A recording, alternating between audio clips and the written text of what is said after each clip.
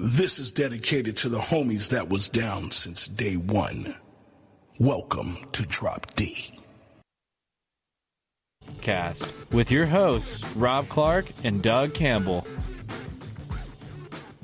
And here we are. What is up? Welcome, everybody, to episode number 35 of Quick Hits, a JFK assassination research and study news and notes podcast. Indeed, ladies and gentlemen, the all-American assassination research podcast, baby, where absolutely no one, and I mean no one, will ever shill for Vladimir Putin. What a joke. Yeah. What an embarrassment. My name is Doug Campbell, and I am half of your assigned hosts. Allow me to introduce the other half, researcher emeritus, Mr. Rob Clark. Thank you, Doug. It's a pleasure to be with you again on this fine summery day. Man, doing our thing. One more time, dude. That's what we do. Quick hits. Quick hits. There's nothing quick about the show. I did get a message after Bart Camp was on the Dallas action the other day, and he asked me, he said, so what's the topic on quick shits coming up? And Bart's. I don't take those either. No. You want to take your time with that. Yes, you do. You want to make sure the job rush things. Make sure the job is done. That's right. Because, I mean, you got places to go, Rob. You can't be turning around and going back. That's right. That's right. So, man, we got a lot to talk about. I know you do, right? We got lots of assassination research, news, and notes related things to discuss. Mr. Clark, would you like to kick us off, sir? Would. I got two things here from the Jump Street for us. All right, cool. And the first one is an FBI memorandum that was dictated and sent off to J. Edgar Hoover on the 24th of November in the year 1963. All right, 2 days after the assassination, the day that Oswald was the victim of a mob hit. Yep. Yes, and this comes from Agent James Bookout, who was present at some of the Oswald interrogations. And what I want to touch on here first is that from the when Oswald was interviewed by the FBI in New Orleans after his arrest for the street fracas, Agent Quigley was called down to interview him. And then, of course, we have the Milton Koch report that was comprised of... What'd you call me? The Milton Koch report. It was comprised of several of the New Orleans FBI agents' interactions with Oswald. And in that interview with Quigley, if you go back and you read it, either one of two things happened, Doug. Either Oswald lied blatantly at certain points of that interview, or Quigley transposed it wrong. One of the two. Okay. There were several things that Oswald supposedly told, Quigley that were either outright lies or Quigley misunderstood and wrote down. So when it comes to a window, and I know Bart's done a lot of work on this, the interrogations and stuff like that. Oh yeah. They were done with Oswald at various times over that weekend before he was shot by Jack Ruby. These are just some of the notes that Bookout, and these aren't actually Bookout's notes. Okay, there's two different things. There's Bookout's handwritten notes, right, and then this typed report that he sent back to Washington concerning the interrogation of Oswald. Okay. So these are some things that Oswald stated. This is compiled after he's dead, so keep that in mind. Oswald stated that he did not own any rifle. He advised that he saw a rifle day before yesterday at the schoolbook depository, which Mr. Truly and two other gentlemen had in their possession and were looking at. Okay? Right.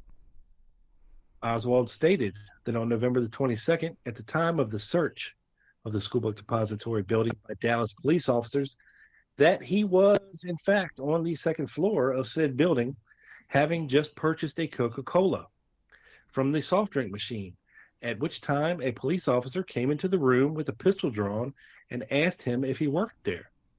Mr. Truly was present and verified that he was an employee, and the officer thereafter left the room and continued through the building.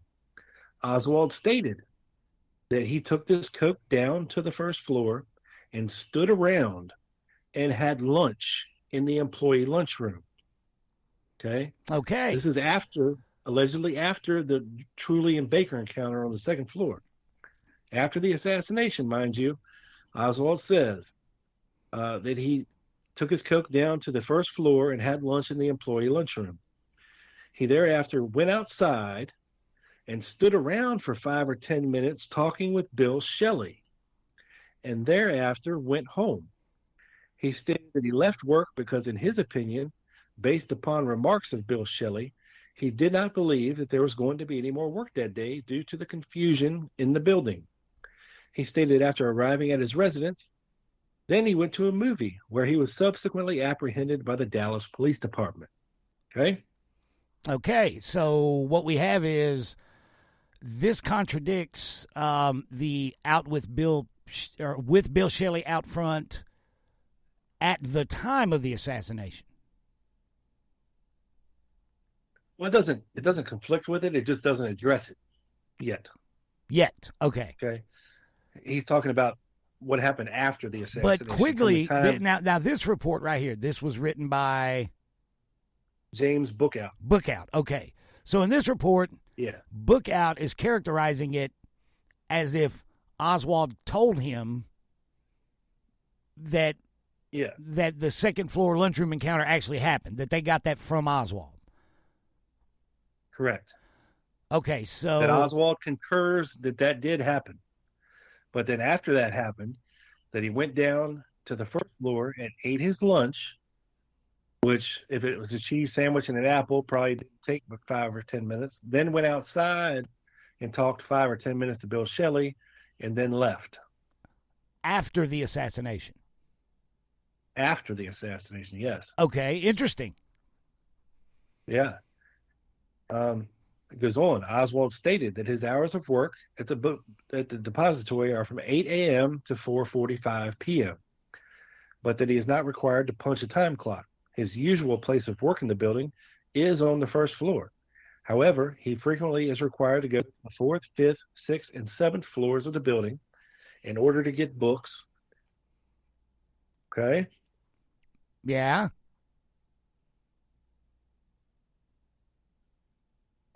Lee Harvey Oswald was interviewed by Captain Fritz. Oswald was advised of the identity of Special Agent James Bookout and his capacity as a special agent of the Federal Bureau of Investigation. He was informed of his right to an attorney, that any statement he might make could be used against him in a court of law, and that any statement that he might make must be free and voluntary. He furnished the following information in the presence of T.J. Kelly of the Secret Service, David Grant of the Secret Service, Robert Nash of the U.S. Marshal, and Detectives Billy Sankel and Faye Turner of the Homicide and Robbery Bureau of Dallas Police Department. Okay, so following his departure from the schoolbook depository, he says he boarded a city bus to his residence and obtained transfer upon departure from the bus. He stated that officers at the time of the arrest took a transfer out of his pocket. Okay, notice no mention of a cab there, Doug. No mention of a cab at all. No. Right. He then says Oswald advised that he had only one post office box, which was in Dallas, Texas. He denied bringing any package to work the morning of November 22nd. He stated that he was not in process of fixing up his apartment, and he denied telling Wesley Frazier that the purpose of his visit to Irving on the night of November 21st was to obtain curtain rods from Mrs. Ruth Payne. So he denied the curtain rod story. So Frazier's lying. If Oswald's telling the truth, then yeah, Frazier's lying. Oswald stated that it was not exactly true, as recently stated by him, that he rode a bus from his place of employment to his residence on November 22nd. He stated actually he did board a city bus at his place of employment, but that after about a block or two, due to traffic, he left the bus and rode a city cab to his apartment on North Beckley. He recalled that at the time of getting into the cab, some lady looked in and asked the driver to call her a cab. He stated that he might have made some remark to the cab driver merely for the purpose of passing the time of day at that time. He recalled that his fare was about 85 cents. He stated that after arriving at his apartment, he changed his shirt and trousers because they were dirty. He described his dirty clothes as being a reddish-colored, long-sleeved shirt with a button-down collar and gray trousers. He indicated that he had placed these articles of clothing in the lower drawer of his dresser. Now, if you go back and you look at some of the pictures of the stuff that was taken out of that rooming house, Yes, sir. you do indeed find a long-sleeve collared red shirt and gray trousers that are dirty. They are in evidence. So, Oswald stated on November 22nd, he had eaten lunch in the lunchroom at the schoolbook depository alone, but recalled possibly 2 Negro employees walking through the room during this period. He stated possibly one of these employees were Carl Jr., and the other was a short individual whose name he could not recall, but whom he would be able to recognize. He stated that his lunch had consisted of a cheese sandwich and an apple, which he had obtained at Mrs. Ruth Payne's residence in Irving, Texas, upon his leaving for work that morning. Oswald stated that Mrs. Payne receives no pay for keeping his wife and children at her residence. He stated that their presence in Mrs. Payne's residence is a good arrangement for her because of her language interest, indicating that his wife speaks Russian and Mrs. Payne is interested in learning the Russian language. Okay?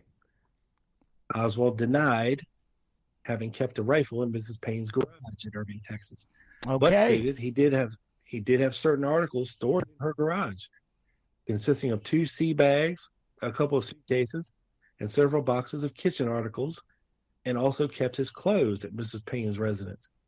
He stated that all of the articles in Mrs. Payne's garage had been brought there in September of '63 from New Orleans. This is a vehement denial of any knowledge of a Mannlicher Carcano rifle. Right? Yeah. Oswald stated that he had no visitors while staying at his apartment on North Beckley. Oswald stated that he has no receipts for purchase of any guns and has never ordered any guns and does not own any guns, or I'm sorry, does not own a rifle, nor has he ever possessed a rifle. Oswald denied he is a member of the Communist Party. Oswald stated that he did purchase a pistol, which was taken off him by police officers on November 22nd, about 6 months ago. He declined to state where he had purchased it. Did you hear what I just said? Yes, he declined to state where he purchased it. Yes. Oswald stated that he arrived about July of '62 from Russia and was interviewed by the FBI at Fort Worth, Texas. He stated that he felt they overstepped their bounds and had used various tactics in interviewing him. He further complained that on interview of Ruth Payne by the FBI regarding his wife, that he felt that his wife was intimidated by the FBI. Oswald stated that he desired to contact attorney Apt in New York City, indicating that Apt was the attorney who had defended the Smith Act case about 1949 or 50. He stated he does not know attorney Apt personally. Captain Fritz advised Oswald that arrangements would be made immediately whereby he could call attorney Apt. Oswald stated that prior to coming to Dallas from New Orleans, he had resided at a furnished apartment at 4706 Magazine Street in New Orleans. While in New Orleans, he had been employed by William B. Riley Company on 640 Magazine Street in New Orleans. Oswald stated he has nothing against President Kennedy personally. However, in view of the present charges against him, he did not desire to discuss this phase further. Oswald stated he should not agree to take a polygraph examination without the advice of a lawyer. He added that in the past, he has refused to take polygraph examinations. Oswald stated he is a member of the American Civil Liberties Union. I wonder who, when in the past someone tried to compel him to take a polygraph. That's an interesting statement to make. My guess it was either the CIA or the FBI. Upon returning from Russia, they probably tried to get him to take a polygraph as to his activities in Russia. Be my guess. Yeah, he stated that he's a member of the ACLU and added that Mrs. Ruth Payne was also a member of the same. With regard to selective service card in the possession of Oswald bearing a photograph of Oswald and the name of Alec James Heidel, Oswald admitted that he carried this selective service, but declined to state that he wrote the signature of Alec Heidel appearing on same. Damn, that's very interesting. The purpose of carrying same or any use he has made of the same. So he admitted to carrying the card, but he didn't admit to making the card or signing the card. Yeah, like that. Like it reminds me of the statement he made. Well, you're the cop. You figure it out. You're the detective. Are you Lee Oswald or are you Alec Heidel? Well, you figure it out. And then over here, he's like, yeah, I had it, but well, where'd you get it? Is that your signature? He just, that's interesting to me. It's basically the same thing. Yeah, I just thought, I saw that document and I was like, that's pretty interesting stuff there. I think I'll bring that one on the show. Now, let me ask you this. To me, there's a lot of truth in Oswald's responses. Oh, absolutely. So did he tell the truth about everything? Or was he lying about something? It just, I don't know. Very compelling. He did keep a lot of truth to himself. I think he took a lot to the grave with him. Yeah. I said this before. Do I think he shot President Kennedy and Connally? Absolutely not. Do I think he fired at him? Absolutely not. Do I think he shot Tippit? Absolutely not. Did he know did he take to his grave? Did he go to his grave knowing damn well who did? Tippit? I don't know. But John Kennedy, yeah, he knew exactly who did it. And he took it to his grave. He kept that to himself, Yeah, or he figured out he was screwed in the process of, if he knows he didn't do it, then surely he was set up to make it look like he did. And that became painfully obvious to him, I think, at the midnight press conference. I was about to mention that, because wasn't it a reporter that actually informed him that they were charging him with the president's murder? And that look on his face, in that moment, he knew he was screwed. He was walking the plank. Right. Yeah, he knew it. Hey, yeah, exactly. Back to that one line that you made sure to point out to me about him declining to tell him where he purchased the pistol. Right. What now? Later on, what's the official story? The Warren Report story as to where he obtained. There was a mail order from Seaport Traders. Okay. Another magazine ordering thing, allegedly. If he had obtained not even the murder weapon, but a firearm, a pistol, not necessarily that one, through a legitimate mail order thing, there would be no reason for him to deny it. Right? But if he's right. Yeah. but if he's he admits it was his, right? But not that. Yeah, he says the pistol was his, but the rifle was not. That he did not order the rifle. He never owned a rifle. And then when they asked him, where'd you get the pistol, he clams up. Right. Maybe he got that from Uncle Dutz, the mob associate. Maybe it's one of those. Who knows? Who knows? Yeah, that's wild and woolly speculation, guys. Don't get your back hair up. Jesus. And the one other thing I have here, kind of a short speculative piece here. I saw a post on the education forum addressing this, and I thought it was interesting to bring for discussion today. All right. And that is a CIA request for a special inquiry into Guy Banister and Associates at 434 Balter Building, New Orleans, Louisiana, in August of 1960. Okay? Oh, wow. Number one, subject organization, which is Guy Banister and Associates, is of interest to CCD NC for QK enchant purposes. Aha. However, before clearance action is initiated on the company principals, CCD/NC wishes to determine whether their business volume and the appearance and location of their office lend themselves to the type of cover operation we propose. Therefore, it is requested that a special inquiry be conducted on this organization. Number two, for your information, Mr. Guy Banister, a principal in subject organization, is a former FBI agent. His present home address is listed as 7059 Argonne Boulevard, New Orleans. Number three. Now, hey, Rob, I don't want to interrupt Yes. you, but I just looked up here on the Mary Farrell. I keep it bookmarked, the Mary Farrell Foundation CIA cryptonym page.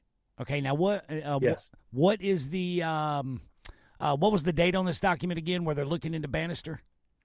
August of 1960. Okay, QK Enchant was an indicator used by Central Cover staff and the Office of Security with a program for clearing businesses and other entities with access to classified material. With a QK Enchant clearance, an individual or entity could be used as a quote-unquote cutout. And that immediately makes me think of his office mates, the Cuban Revolutionary Council. Right. Right? Yeah. The perfect cutout. They're in the same building. Exactly. Yeah. Exactly. I'm sorry. Go ahead. I wanted to pass that along to everyone so they could know what program this was in regard to. Please continue, sir. Well, you got to remember, not only was the CRC in that building, but Guy Banister himself was part of an anti-Castro organization as well, like Anti-Communist League of the Caribbean or some shit like that. Yep.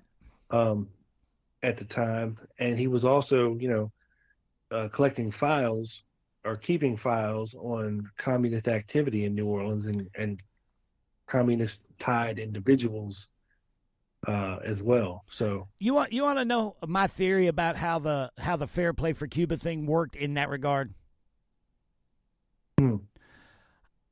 Okay, say Oswald goes out and he passes out these leaflets, right?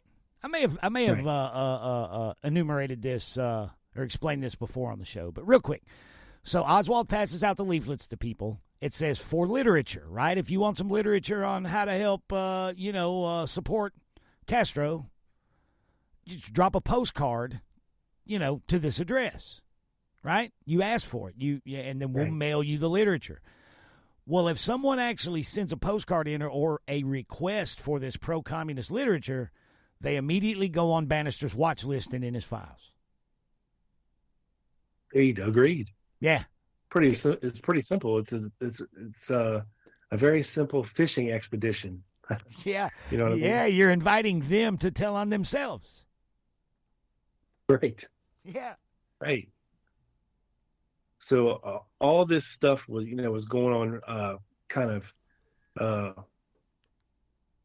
right around the time before the Bay of Pigs was getting ready to go down and Castro was coming into power and all this. So number three, it will be appreciated if the results of the above request can be provided to CCD-NC by 12 September of 1960. That means you got 2 weeks, motherfuckers, to get your shit done, right? Yeah, but you know what that tells me? We want to use him as a cutout very, very soon, and this starts now. We need it. Yeah.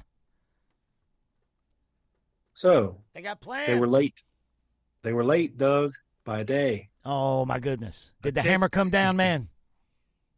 Well, from this SSD file from the chief of SB2, subject Guy Banister and Associates, Number one, attention is invited to the attached thermofax copy of the LAFO memorandum dated 13 September 1960.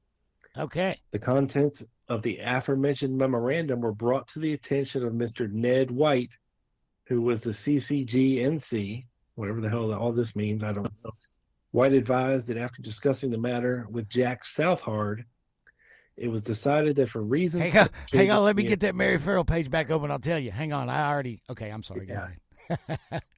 It was decided that for reasons indicated in the attached report, CCG could not utilize the subject concerned.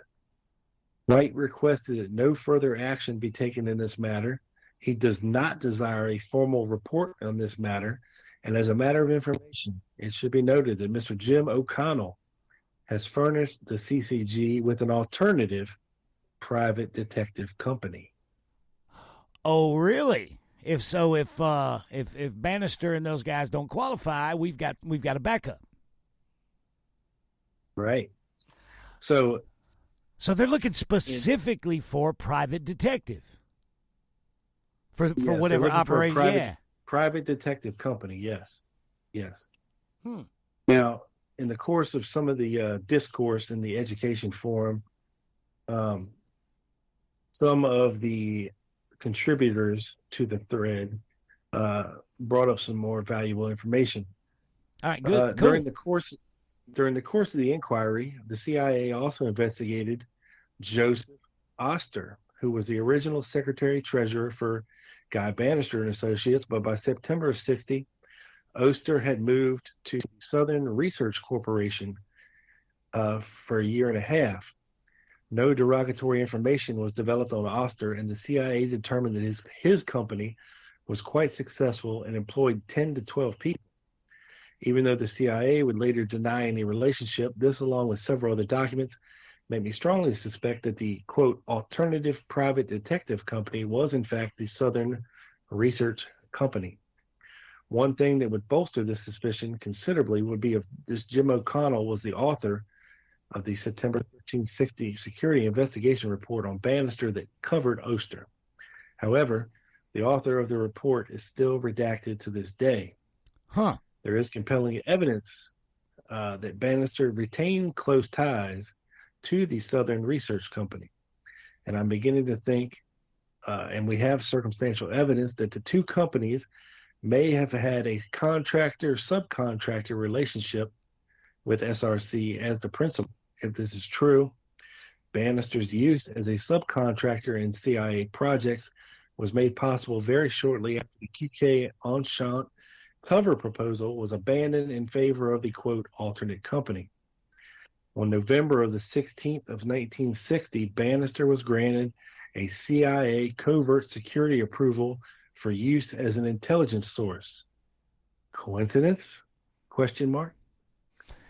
Well, for cover purposes, if you make the security, what was the full name of the security company there? The other one, research companies. Southern Research. If you make them your official QK Enchant cutout, but you've got you're subcontracting to Banister, that's another compartment. That's another wall between. It's a cutout for a cutout. So that makes sense, right? If he's in a better position, to get information, then sure, why wouldn't they use him? So that's right. The CIA eventually placed a restriction on the use of private detective companies for operational use, but the earliest reference I can find for that restriction is 1970. For some reason, in 1960, the CIA was actively looking for a detective company to use as a front in New Orleans and found one. Why? I'm not familiar with CIA records. Does anyone know examples of how detective firms were utilized by the CIA? Whack and Hut is a big one with a ton of still heavily redacted NBR records, and I'm having a hard time finding any similar example of why the CIA would want to utilize a small firm for domestic purposes in New Orleans. Well, it's good cover. Yeah. Yeah. Almost immediately after this alternative detective company is selected, and Banister gets a clearance, Guy Banister and Associates gets involved in all sorts of anti-Castro activities.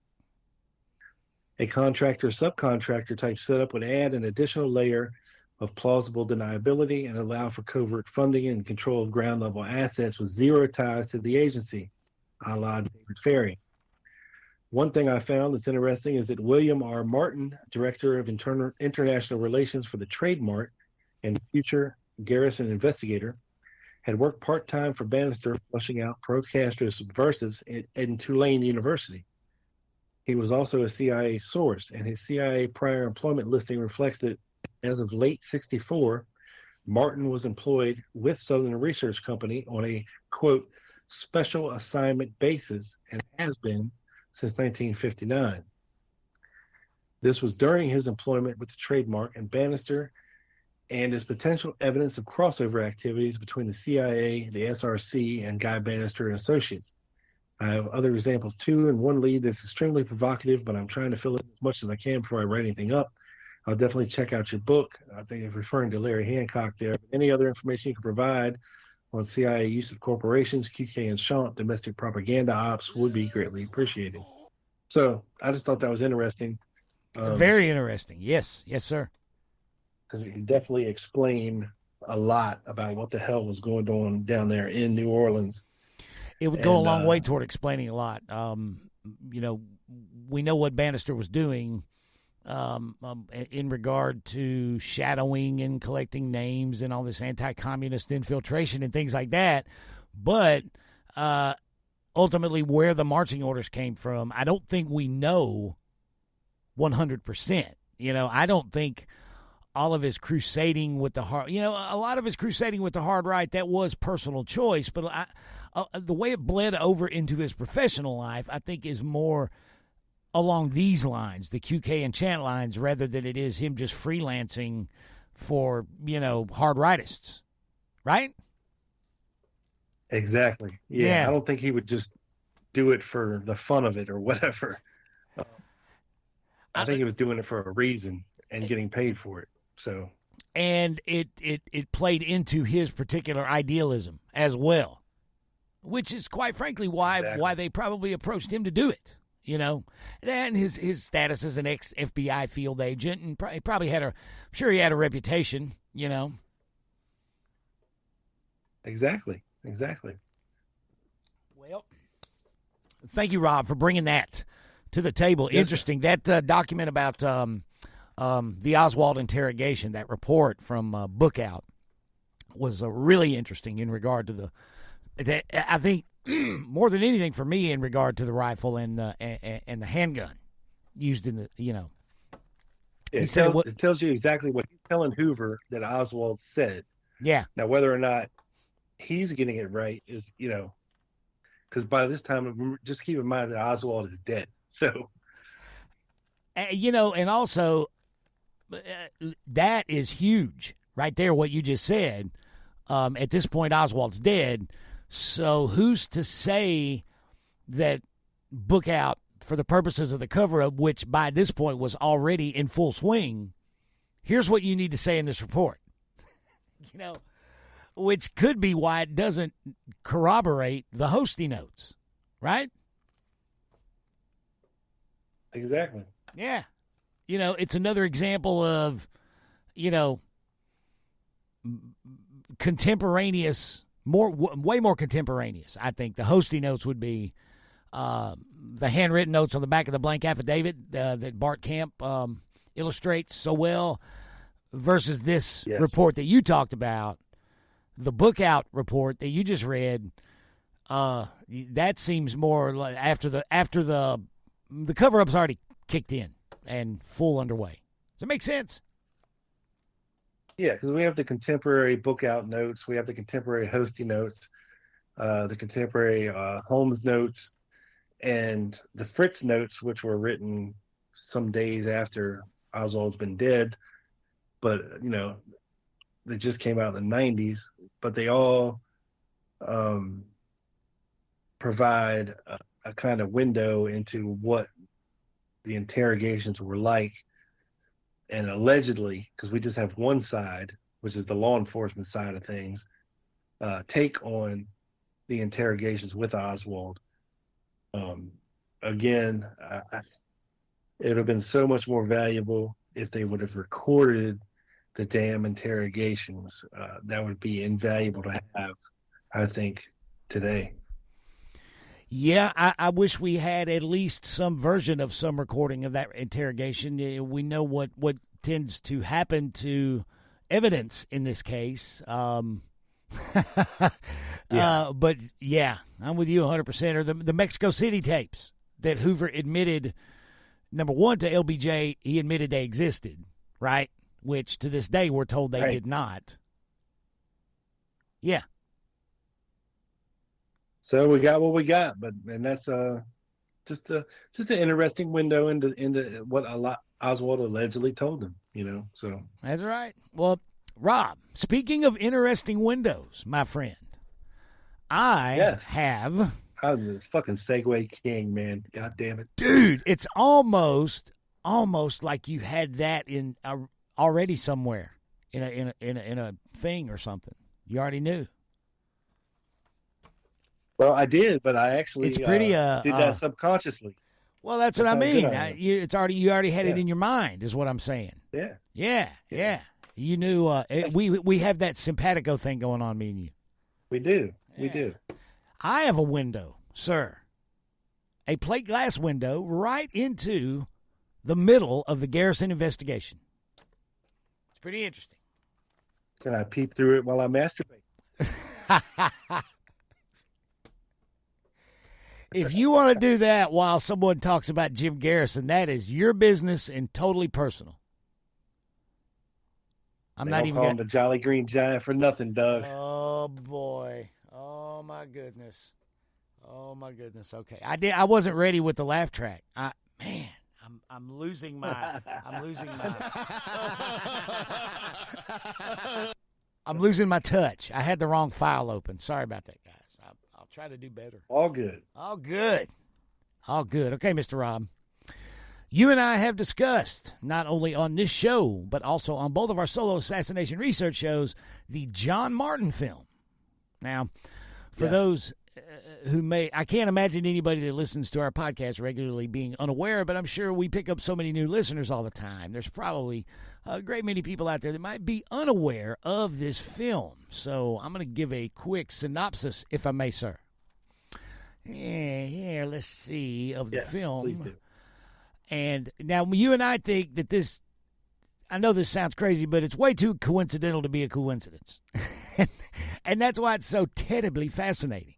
Guys, on April 10th of 1963 in Dallas, Texas, somebody tried to kill hard-right, Kennedy-hating ex-U.S. Army General Edwin Walker with a rifle.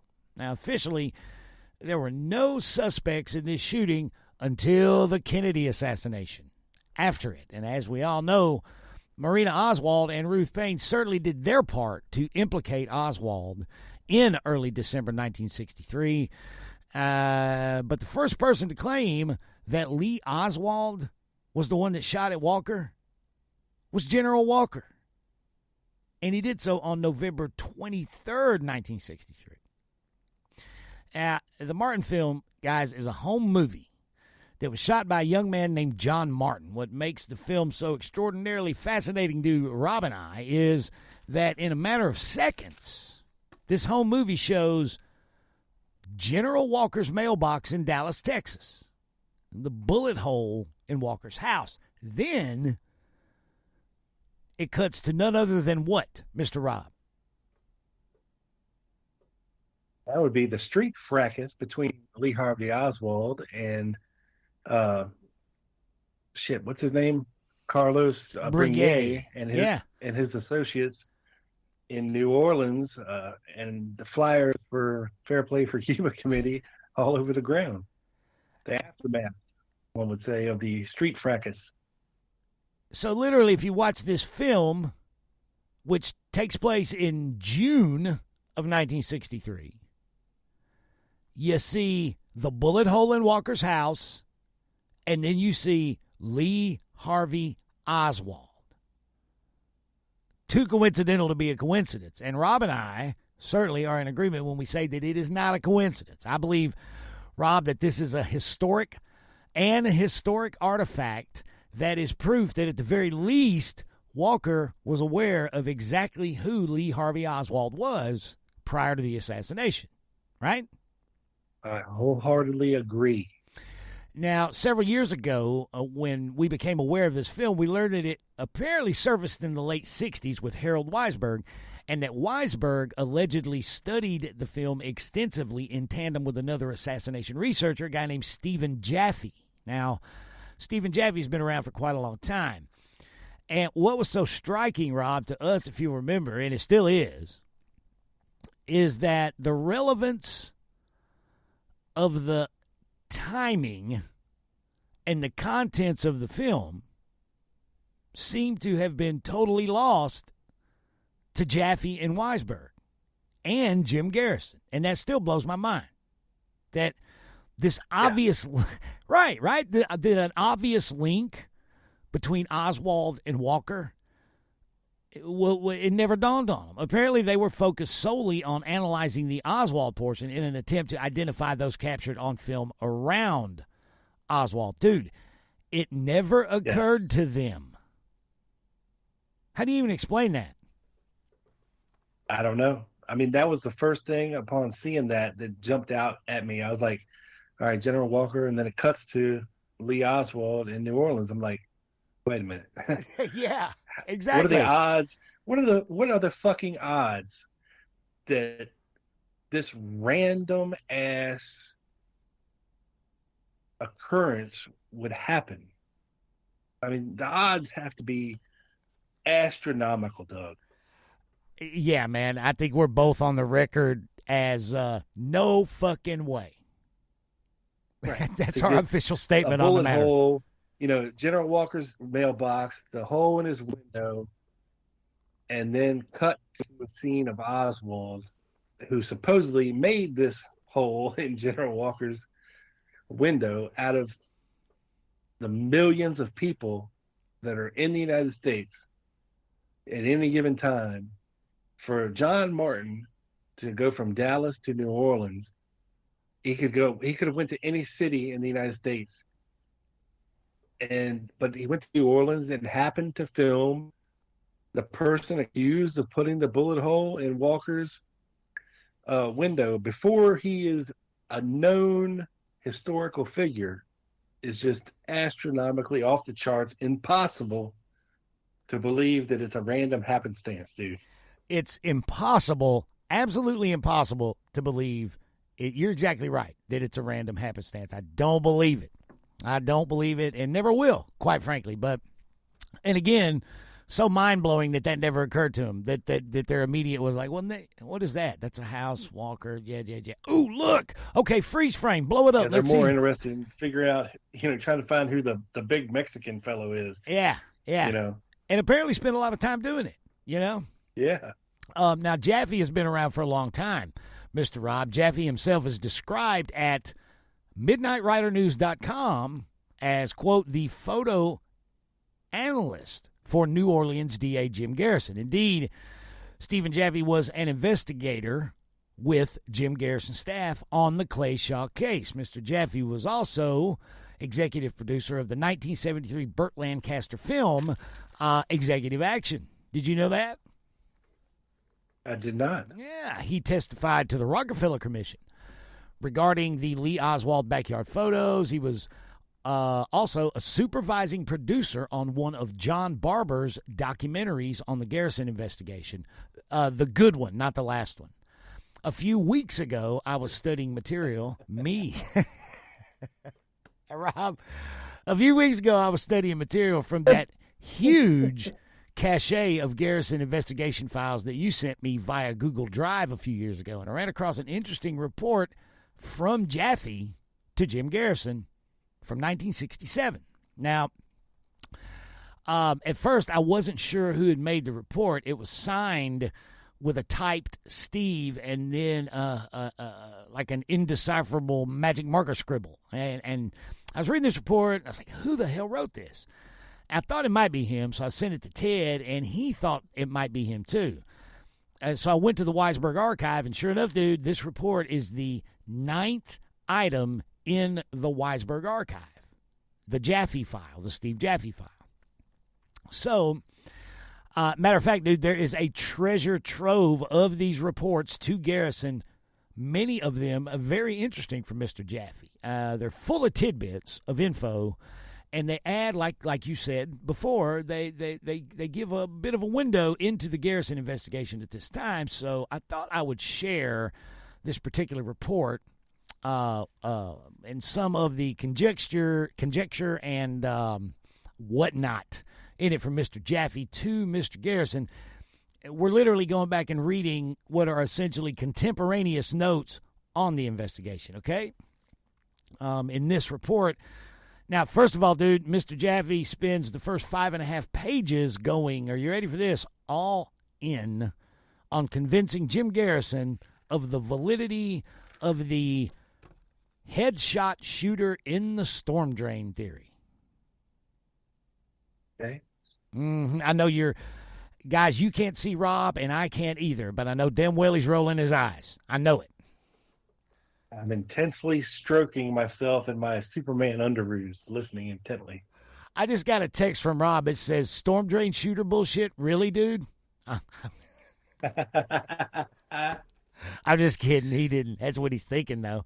Okay, in this report, dated November 28th, Rob, 1967, Jaffe begins the push of the storm drain shooter while reporting to Garrison the results of a recent research trip to Dallas. I want to share a little bit of this with you. Mr. Jaffe writes, I was always the greatest skeptic on the possibility of the storm sewer, not because I didn't believe it in its obvious possibilities, but since I was setting out to prove or disprove it, I thought I should be most questioning. I now believe without reservation that it was possible for the storm sewer to have been used in the murder of President Kennedy. I also believe that there is a strong possibility that the fatal shot was fired from this position.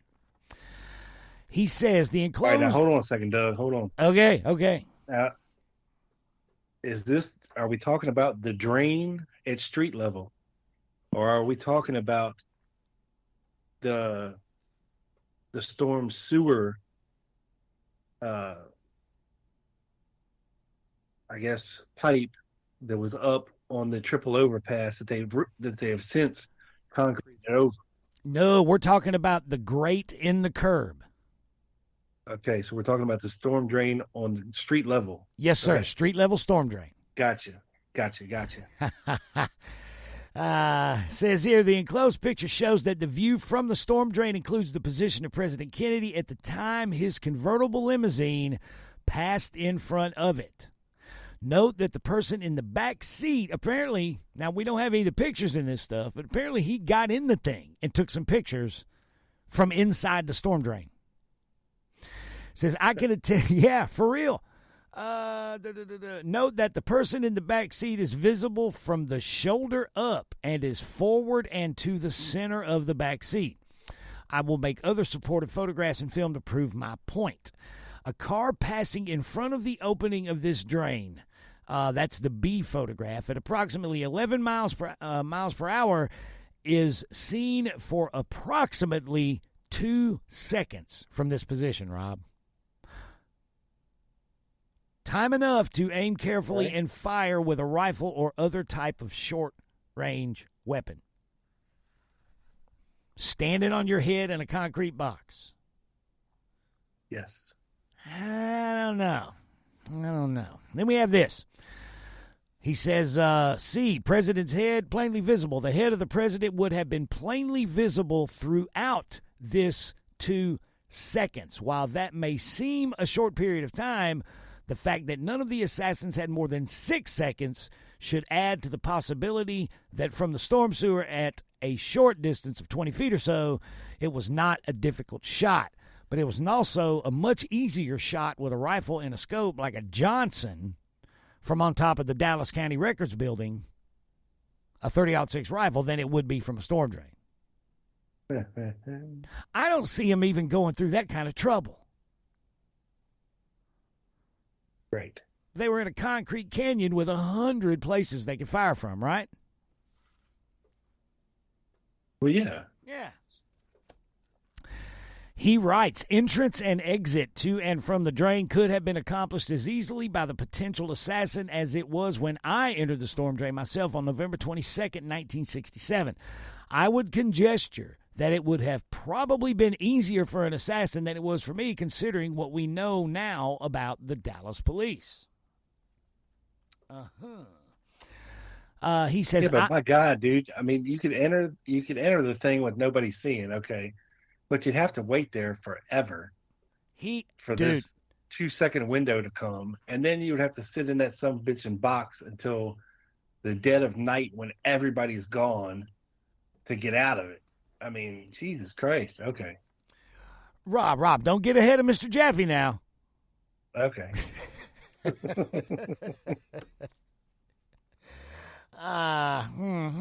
So he tells Garrison Rob that he's planning on making films and photographs that will absolutely prove all of this, that it is not only possible but probable. But check this out. I have photographs showing the speedy departure of my assistant from the drain at 6:30 a.m. on a day when there was much activity in the plaza. There was little or no traffic in the plaza until after 7:30 a.m. when the first patrol car slithered down Elm Street under the triple overpass. There would be no need for any oxygen equipment in the space of the cavern. If the assassin desired to move further under the plaza, as would have been possible for a rather small-built man, he would have needed, in my opinion, some additional breathing equipment. See? There you go, Rob. He's about to address your concerns. Right. The small size of the pipe, 15-inch, would positively preclude the conventional type of tank equipment used by divers. I contend, sir, that the small size of the pipe, 15-inch, would positively preclude the conventional type of human. Right? Yeah. Yeah. That's with a 10-year-old kid. Exactly. Holy crap, dude. I don't even know what to think about that. 15-inch pipe, no problem. You know, that's pretty damn small. It's pretty damn small. I mean, think about a 15-inch shoulder width. Yeah, I mean, for real. That's a small motherfucker, dude, you know? That's a tiny person. That's a tiny person. Yeah. A tiny, tiny person. Again, Okay. the hell is that? I don't even know. All right. So here we go with the pipe. The pipe of 15-inch leads from the inlet on the north side of Elm Street under the street in a southerly direction toward Main Street and then joins up with an 18-inch pipe. So you've got 30 feet of 15-inch pipe to traverse before you get to an 18. That's you can get a small guy up an 18-inch pipe. But he'd have to be pretty damn small, dude. And says that finally... still only a foot and a half. Yeah, still only a foot and a half. And finally enters a storm drain of pipe with a diameter of 30 or 39 inches. All right? And that's another 30 feet. This means the assassin can crawl through the 30 feet of 15-inch pipe without the aid of any breathing equipment, and upon reaching the larger diameter pipe of 30 inches, begin using an oxygen tank which had previously been placed. Jesus Christ. Okay. My personal feeling is that the assassin would have had to undergo no risk at all if he simply remained in the sewer cavern, the inlet. No one could see him from the street, and later, in cover of darkness, he could slip away easily with the aid of someone coming to pick him up. It is apparent to me that the crawl from the inlet on the north side of Elm Street up and under the knoll to the cavern behind the wooden fence would have been nearly impossible because of the severely cramped space in the pipe, which is also 15 inches, and the very long distance from the street inlet to the grate behind the fence. It would also seem unreasonable to go from the street inlet to behind the fence after the assassination, since the attention of the search was concentrated on the area behind the fence. So, that makes sense. You don't want to go to where the crowd's at, right? Right. Right. Now, interestingly, the last name of the... Oh, wait a minute. Let me turn back here. Okay, yeah. I actually turned my page too early, Rob, and picked up in the middle of the next paragraph, and it sounded completely stupid. I'm sorry about that, buddy. Here we go. You ready? Okay. Now, toward the end of this report, Rob, Mr. Jaffe gets into a little researcher gossip. That's always interesting. Little tidbits, little juicy gossip. It is pretty interesting. Kind of juicy, dude. You want to hear some? Hell yeah. All right. Now, interestingly, the last name of the individual being gossiped about is redacted. In both the for real, dude, in both the copy in the Garrison files on Google Drive that you sent me and the copy in the Weisberg archive, the name of the person being discussed is redacted. Now, my question is, this is a document from the Garrison investigation. This is not a CIA document. This is not an FBI document. Who would want to redact this? That's a valid point. It's a very, very valid point. I think it's a good question. You know, it's like, well, it's not something that came from NARA. You know what I mean? And if it Weisberg, maybe somebody Weisberg liked. Man, I don't know. It might have been. Yeah, maybe.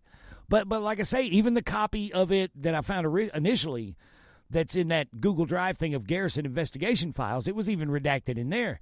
But the redaction's not like you would see. I'm almost thinking Garrison redacted it because it's not the normal black box rectangle. It's a bunch of X's. Like they used X's to X out the name. Just typed a bunch of capital X's over the name. So, who knows? Might have been Weisberg, might have been Garrison. But check this out. This is from Mr. Jaffe. There is one important related consideration. While I was in Dallas, as I told you, I met with two right-wing oriented Dallasites. These were friends of Mary Blank. Farrell. It's pretty hard to figure out. Check this out. Although, if they had any idea of how Mary was using what they tell her to aid in her work for you, they would probably have her shot. Two hard right-wing Dallasites. These two people are blank and a man named Blank. They have done an enormous amount of research and have developed enough solid evidence, according to Mary, to indict several people right now. Part of this evidence has been told to Mary as a way of testing her. They knew if they told you and they saw it later in the press or heard it in some other way, she was not reliable for secrets and, in fact, was probably an agent of yours. They are so right-wing. Blank calls General Walker on the phone daily and addresses him by the nickname Teddy, that it's a little concerning. Mary knew that the information that these two people had gathered was too important to the solution of this crime to allow to be kept for some future novel or magazine expose. This type of information belongs in your files for prosecution briefs. She then decided to abandon her overt ties with your office and resign herself to this very dangerous job of appearing to help these two people and collecting all the data so that she could then transmit it to you. As I told you, she has set up a situation where she will be with one of these people at a time, and each of them will tell her this or that, which they have learned from the other, thinking that each little bit of information is something that Mary already knows. In this way, she expands her own knowledge and can see more readily the direction of those people's investigation. All right. Then blank telling you by mail, and see, then there's a bunch of scribble. All right. Anyway, yeah, I kind of read that wrong. Then telling you by mail. So, and it gets a little more interesting. He says, I went and took some photos of the back of Walker's residence, as Oswald was to have done. I took 2 of the front of his house, 1 of the side from an alley, and 2 from an alley in the back. The view is unmistakably what is printed in the volumes where the mysterious exploding license plate is shown. Unfortunately, General Walker himself decided, as he watched me and 2 boys who were assisting me, one of them Mary's son, that I was not doing the best thing for my country.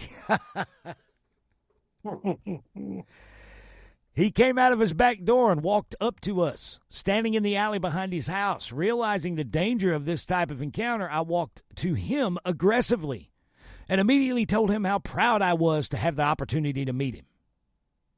General Walker, I certainly never thought I would have the chance to meet you. This is true, he added parenthetically. Walker asked me what I was doing, and I quickly volunteered that I was writing a story about him for the UCLA newspaper. And I explained that I had read everything he had written. I guess now he's written something because this statement on my part did not crystallize his suspicion. He replied, I'm working, and he had an unmistakable feminine manner about him when he replied. He commented that I had gone He commented that I had gone about my work in a strange way, not asking his permission for the photographs, and asked where I was staying. I told him I was staying with a Dr. Maxfield, a man who has a small clinic in Dallas along with his brother, very close friends with all the right-wing leaders of the Dallas community, according to Mary. And also, strangely enough, the proud possessor of an autographed picture of President Johnson. I had stayed at the Statler the week before in Dallas. Dr. Maxfield had made the reservation for me and had lent me a camera. They had also spent some time talking to me in their clinic. All this is because they're acquainted with my father and his work. They usually entertain my father when he has to make a business trip to Dallas, so my story to General Walker would stand up if they were asked. After he talked to us, he said he wasn't sure of my rights, meaning that I was standing on his land, the alley, and I said I was sorry as I left. I thanked him anyway, the bastard. Way to go, Mr. Jaffe. From the end of the alley where it met the street, I took a picture of him standing there. The 3 of us then went down to the corner where our rented car was waiting. We got in rather quickly and began to pull away when Walker turned out of the alley down the sidewalk. All he wanted was the license number, which he definitely got. I snapped one more picture of him as we pulled away. He didn't see me take this one. Mary said that there was no danger in the incident because she would call the girl, one of the 2 people at the meeting, and in turn would call Walker, corroborating my good rightist background and my intentions to find the truth about Oswald's communist friends.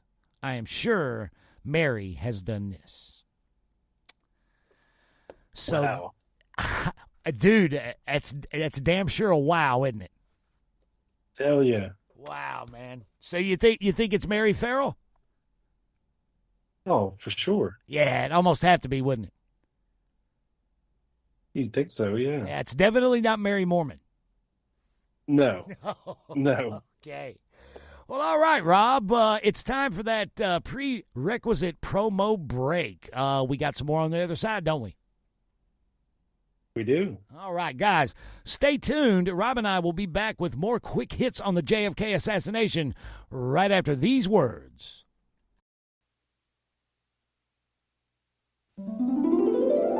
And now it's time for your Canadian radio moment of Zen.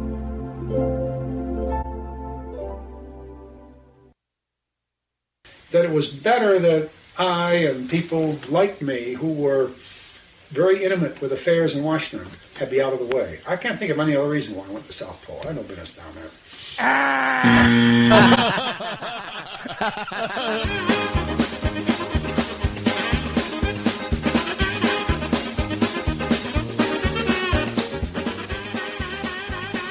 This has been your Canadian Radio Moment of Zen.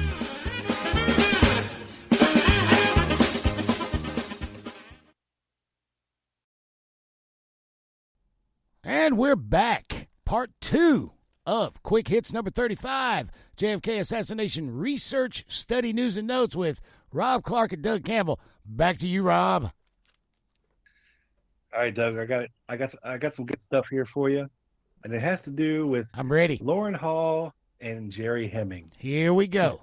Here we Two go. of our favorite subjects. Speaking of those two, something occurred to me when you were sharing the first the FBI document from Agent Bookout about the Oswald interrogations and all that stuff. Something occurred to me that I don't know near enough about that stuff. I don't know near enough about that aspect, like you do.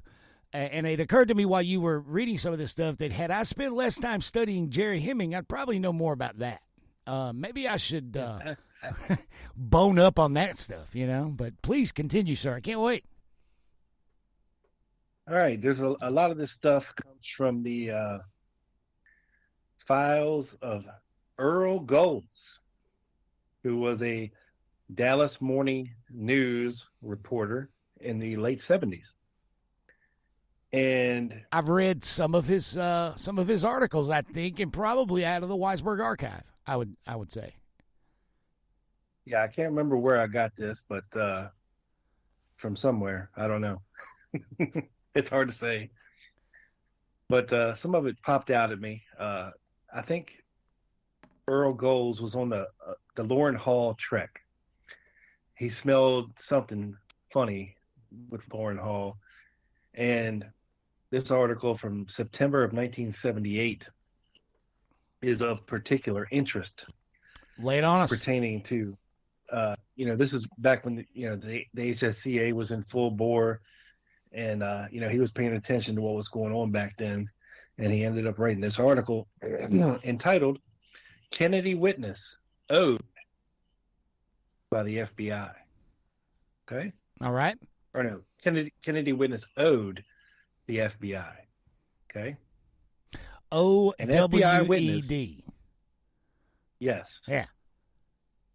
An FBI witness whose false story knocked down strong evidence of an assassination conspiracy only days before the Warren report went to press has told the news that he was indebted to the FBI at the time. Okay.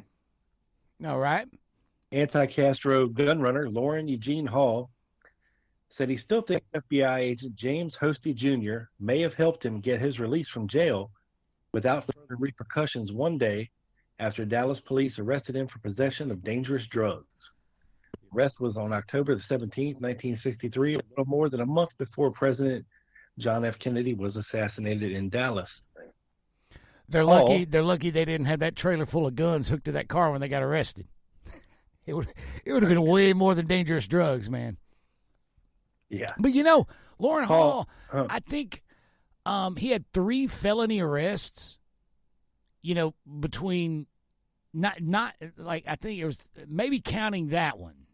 But if I remember correctly, the gun charges in October, I mean, the guy had like 3 felony arrests, and I believe in a really short period of time before he ever went to California and picked those guns up and got arrested with Seymour that night.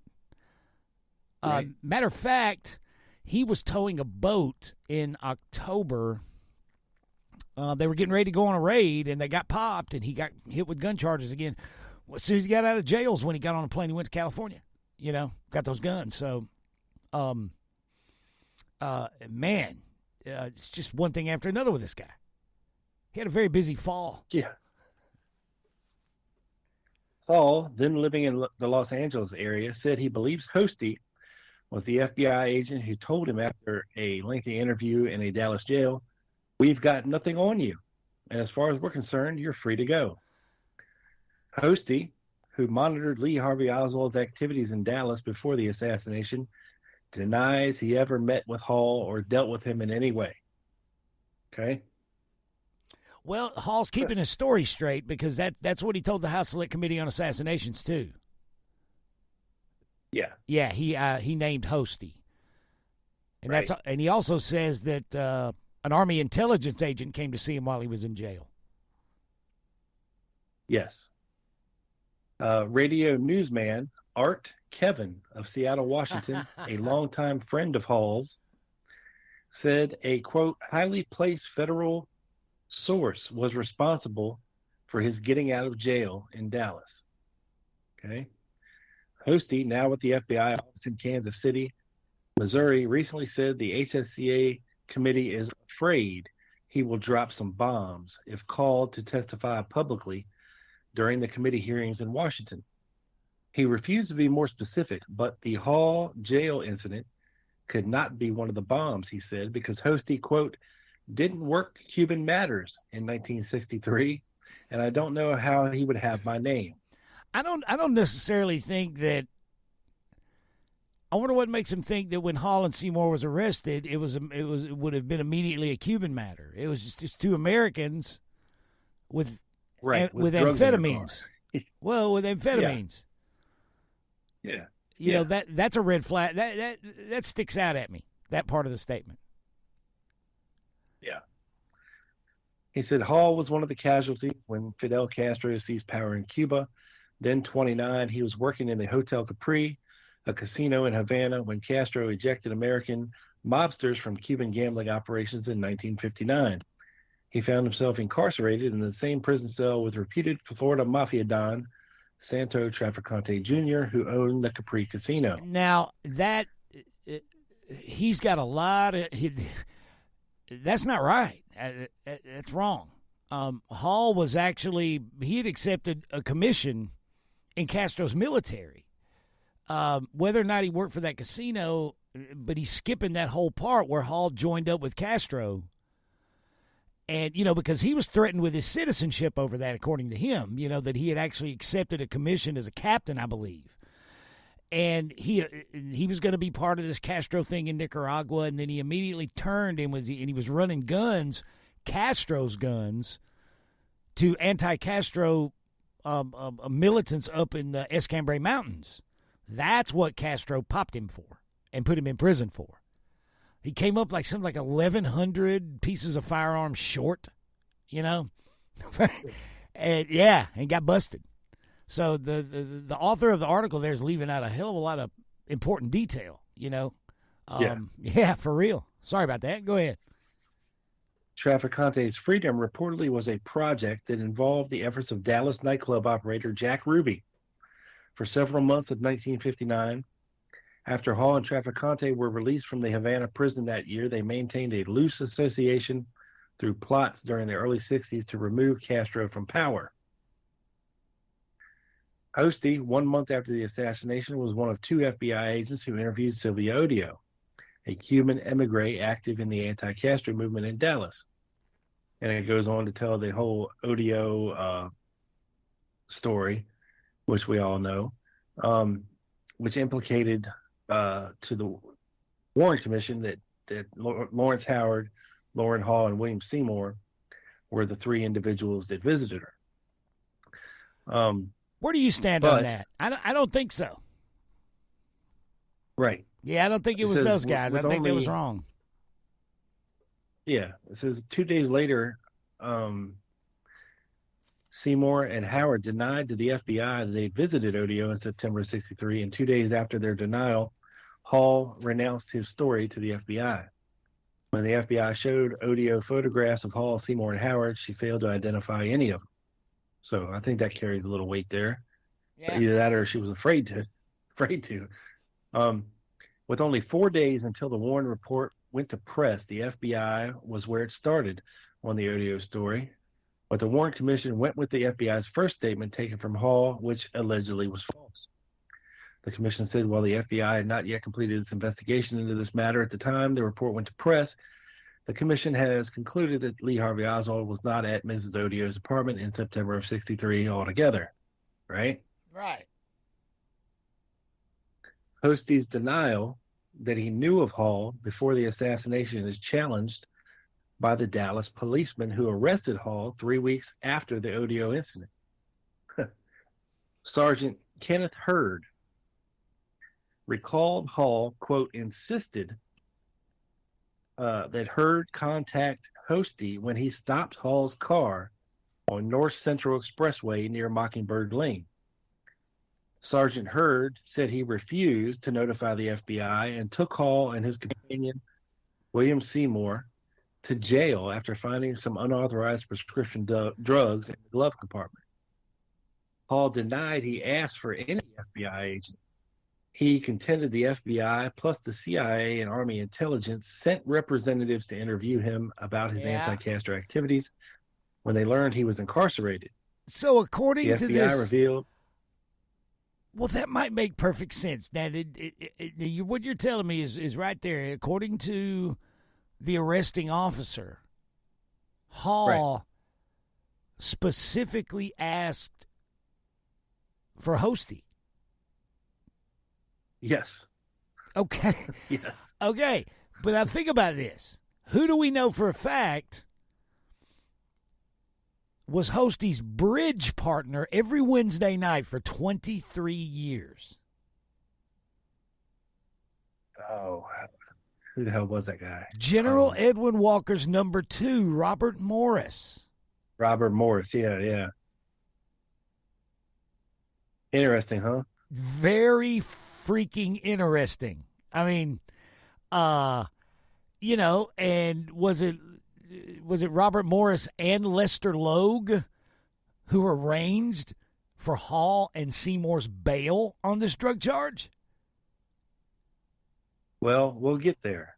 I promise. Okay. So you're telling me not to get ahead of Earl there, the way I told you not to get ahead of. Yes. Okay. Yes, we'll get there. I promise. Rob got ahead of Jaffe. I'm getting ahead of Earl. Look at us.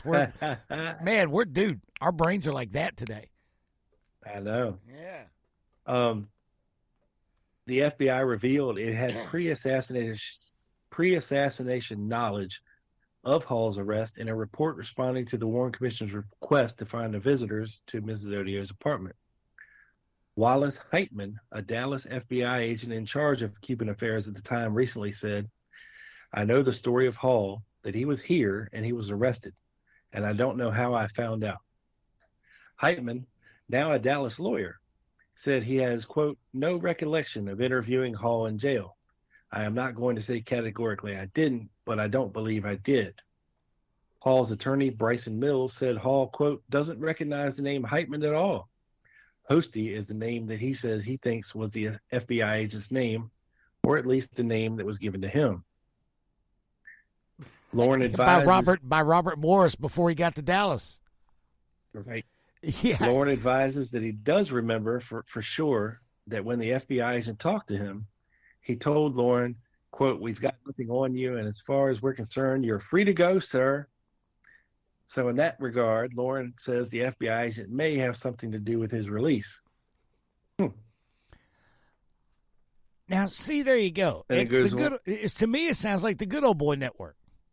You know, we know about Hall, and we know about Walker. If anything happens, ask for this guy.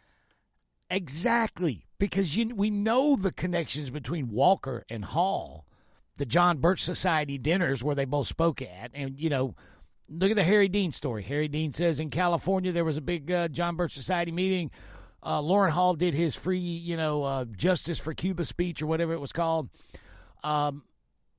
General Walker did his speech, and according to Harry Dean, this was in the summer of '63, he witnesses a meeting in the back room, and Walker gives Lauren Hall $40,000 cash. And he tells everybody these donations are going to an operation that's going to cripple the Communist Party in the South, specifically in Texas, right? So now you got Robert Morris, who is Walker's number 2. You know, he was actually there that night. Somebody tried to pop Walker. And, you know, and he was James Hosty's bridge partner for 23 years. Yeah. Yeah. That part. You know, like I say, you know, that's exactly what it is. Call this guy if you get in trouble. It's the good old boy network, and it's just a few degrees of separation, you know. Again, right back to Oswald with these people. Yeah. So referring to this police officer Sergeant Kenneth Hurd, quote, "I just kind of question these people who come forward after 15 years trying to get into the act," Hosty said. "I certainly would have thought with all the furor I was having with the police department back in 63 that he, Sergeant Hurd, would have brought that out. They wouldn't have sat on that because they were trying to nail me to the cross back in 63. Hours after the assassination, Dallas Police Detective Jack Revel sent a memo to Police Chief Jesse Curry, quoting Hosty as telling Revel the FBI knew that Oswald was, quote, capable of killing Kennedy before he did. Curry publicly repeated Hosty's remarks, saying that the FBI knew but didn't inform the Dallas police that Oswald was working at a building on the presidential motorcade route. In the controversy that ensued, the FBI Director Hoover denied Hosty made the comments, but later suspended him without pay for 30 days and transferred him to the shithole of the Kansas City FBI office. Yeah, man. According to Bart, that's why Bookout ends up making out a lot of the reports and paperwork and whatnot in regard to the assassination, because it didn't take very long for Hoover to exile poor James Hosty. Now, did you know, Doug, that Lester Logue was interviewed in 1978 by Earl Goals? No, I've never heard this. It's interesting. It was his man. This guy, he was. Not necessarily saying that Lester Logue was complicit in the assassination, but he was very entwined with all these operations going on, for sure. A big connection for Check Hemming this and out, Hall. buddy. Yeah, He's got some shit here that he tells Earl Goals. I'm not going to read the whole interview. It's about 4 pages long. I'm just going to hit the highlights here. But you got the juice for us, the juicy parts. Yeah, I got the juicy parts. Yeah, Rob's got the juice, baby. Lay it on us. So they're talking about Hall, right? And Gold says, well, he had munitions and such. And Logue says, well, I didn't know that he had. He stationed a part of it out at my house for a while. Yeah. But I didn't know anything about that connection with any CIA, FBI, or whatever, and I'm inclined to disbelieve it. First of all, anybody who analyzed or had known Loren Hall and knew what kind of he's just a bullshitter and would believe anything that he'd say would be out of their mind. I don't believe anything he says. Anybody that you ever talk to would concur on that, and it was accidental that he even got to know me. I was dealing with 2 other people in Miami. You know, man. Patrick Hemming. Yeah. It sounds, his talking points on Hall sound a hell of a lot like what Hemming had to say about Hall. Right. Yeah. We'll get there too. Trust me. He says, Patrick Hemming, do you know him? Gold says, yes, I know of him. And then he says, and Davis, who were 2 good men and who know more about Hall than anybody. And through them, or through his knowledge of me, is how I got to know Hall. He says, you're not going to put this in your paper, are you? And Gold says, no. He says, quite frankly, my sentiment of Hall after he came here, my one brief experience with him was enough. He's a big loudmouth that I don't think could swat a fly. And as far as having anything to do with the assassination of Kennedy, it'd be ridiculous. Nobody in their right mind would make a deal with Loren Hall to do anything. Matter of fact, down the street here, he purportedly on a secret mission to Cuba, and he comes into town with a beard, swaggering, with a whole bunch of other people, walking around all loudmouth, talking about everything. And then when he left here, I really wanted him out of town. When he finally got down to Cuba or down to Miami to take off, the whole damn constabulary, including Patrick Hemming, who was then known as Patrick, could confirm all this, and he would be a good one. He's full of bullshit. Davis and Patrick were both with Castro, and both were very, very top flight men. Now, I don't know many stories to believe because they're apt to get exaggerated, but Davis acted for a period of time as Castro's pilot. Did you know that? Gold says, no. He says, look, says, let's see if I've got Patrick Hemming here. I think it's on the same line. I keep confusing him with another friend of mine by the name of Rick Davey, who's in the refining business. Anyway, my personal feeling is, Earl, that you're on a wild goose chase. Okay. And then he says, now here's the thing. If Hall never communicated with me or any other person he knew, and whether he was purposely keeping his quiet or no, he did mention he was going by to see somebody. I forget who it was now. You know, it didn't make much difference to me one way or another because I was involved in my own thing and I didn't, well, you know. And Gold said, well, Wade says he supposedly gave him till midnight to get out of town or till sunset. Logue says, yeah, he did. And then they said, but then he credits getting out of jail to begin with to be able to tell his story to this FBI agent. And Logue says, that's bullshit. He did not. I got him out of jail. That's a lie. Gold says, was there a bond involved? Logue says, yeah, I sent a lawyer down and had it all done. It was Robert Morris, he recalls, was the lawyer. But then Logue says, no. The guy's name at the time was Gary Bryce Barron and Stahl, and the guy's name was, wait a minute, Sidwell Barron, a young attorney whose name escapes me at the moment. But anyway, I handled all that. He's already given a deposition to the assassination committee on that.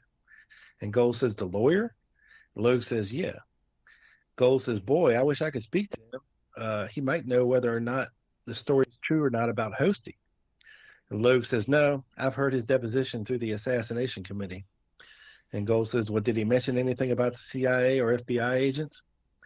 Logue says, no, absolutely not. He went down and got him out, and I talked to Henry Wade personally about it. I told Henry, first name basis with the DA now, I told Henry that these guys were going to Cuba, and, you know, they were taking guns with them because they needed them when they got into Cuba, and they did. In addition to that, he had everything, bandages, syringes, part of them he left at my house. I later threw them out because he was afraid to carry them for fear that they would pick him up again. But there's no mention, and believe me, Earl, I know this to be a fact. I'm trying to think of the lawyer. He would probably be very apt to talk to you. Wait a minute, let me see. Lawyer went down there. He thought it was so funny. Mike Road. Of course, that's all part of the assassination investigation. Harry King, ? Came and interviewed me and interviewed him. Let me say this to you, Earl. I mean, just off the top of my head, because I know this Loren Hall, at least the experiences I had with him, and I'm going to recommend to you that you talk to Hemming in Florida. He's a very responsible person. He's the guy who would know the most about Hall. He said so much that Hemming, the only time I ever met with Hall was with Hemming, and then Hemming is not sure he was there. So all of this stuff may have been contrived out of just this guy's imagination. So in my estimation, Loren Hall is a sort of publicity psychopath. He'll do anything to get publicity. And to me, if I were looking for somebody to kill somebody, I certainly wouldn't pick Loren Hall. I think the guy is a deadhead, and I just don't think he has any sense at all. I mean, to me, that the FBI and CIA would work with a man of this caliber is beyond comprehension and irresponsible. Completely irresponsible. We know, you know, a lot of people can. There's a lot of people that could be said of that we know they worked with. Right. You know, wow, not a lot of level-headed type folks doing this kind of thing in 1963. Right. Yeah. He says, I mean, here he is driving down, laughs. You wouldn't believe the car they had, laughs. And the trailer is carrying all of our stuff in, laughs. God almighty, if I looked and I said, my God, what a secret mission this is. And one of them had beards. And, you know, they were dressed like the gorillas out in the jungle, you know, with all the theatrics. He said, so I really think, Earl, it's sort of futile trying to run down that course, but it's entirely up to you. And you know, man, Loren Hall spent a lot of time fundraising. I mean, that was really his wheelhouse. He spent a lot more time fundraising for that stuff and equipment raising than he did actual missions, But Right. if you don't look the part, how you going to convince people to donate? I can see that. Yeah, but Lowe's just trying to say, well, this guy's driving around in this piece of shit with this trailer full of stuff, looking like Wearing camo. a bearded guy dressed wearing camo. He's like, what a secret mission that is. It's like Jed Clampett in fucking Woodland Camo. Yeah, I've read a few and heard a few descriptions of that trailer, and it was a hoopty from all indications. Right. Yeah. Gold says, well, was the bond like $5,000? Does that sound familiar? Logue says, no, hell no. It was more like $40, not 5,000. He said it was a minor drug deal, just without prescription, Benzedrine or something. Yeah. And Logue said, yeah, it was like $40 or something. I don't even think it was Benzedrine, some other shitty drug. I don't know. I know because he called me right away, and that's when I called Gary, Bryce, Barron, Stahl. He got Rode to get him out of jail. In the meantime, I called Harry Wade and told him what the situation was, and that's confidential, but Wade was awfully nice about it since I've known the fellow for years. But it had nothing to do with anything CIA or FBI or whatever they were talking about, unless there was some black play going on that I don't know anything about. And then he says, well, I'll call Rode. That's a guy, he would probably be right there on the spot and would have known.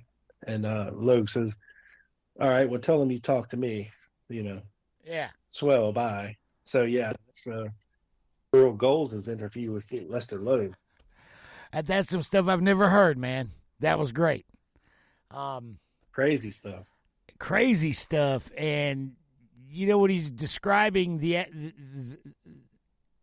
setup and the get up and the car and the equipment, that's totally believable. 100%. I mean, yeah, that Hall was really living a cross country, vagrant kind of lifestyle with a family back home. And, you look at those pictures of from 63 that are available of him, at the training camp and at the Nellie Hamilton boarding house down in Miami. He's a pretty scruffy looking dude, no doubt.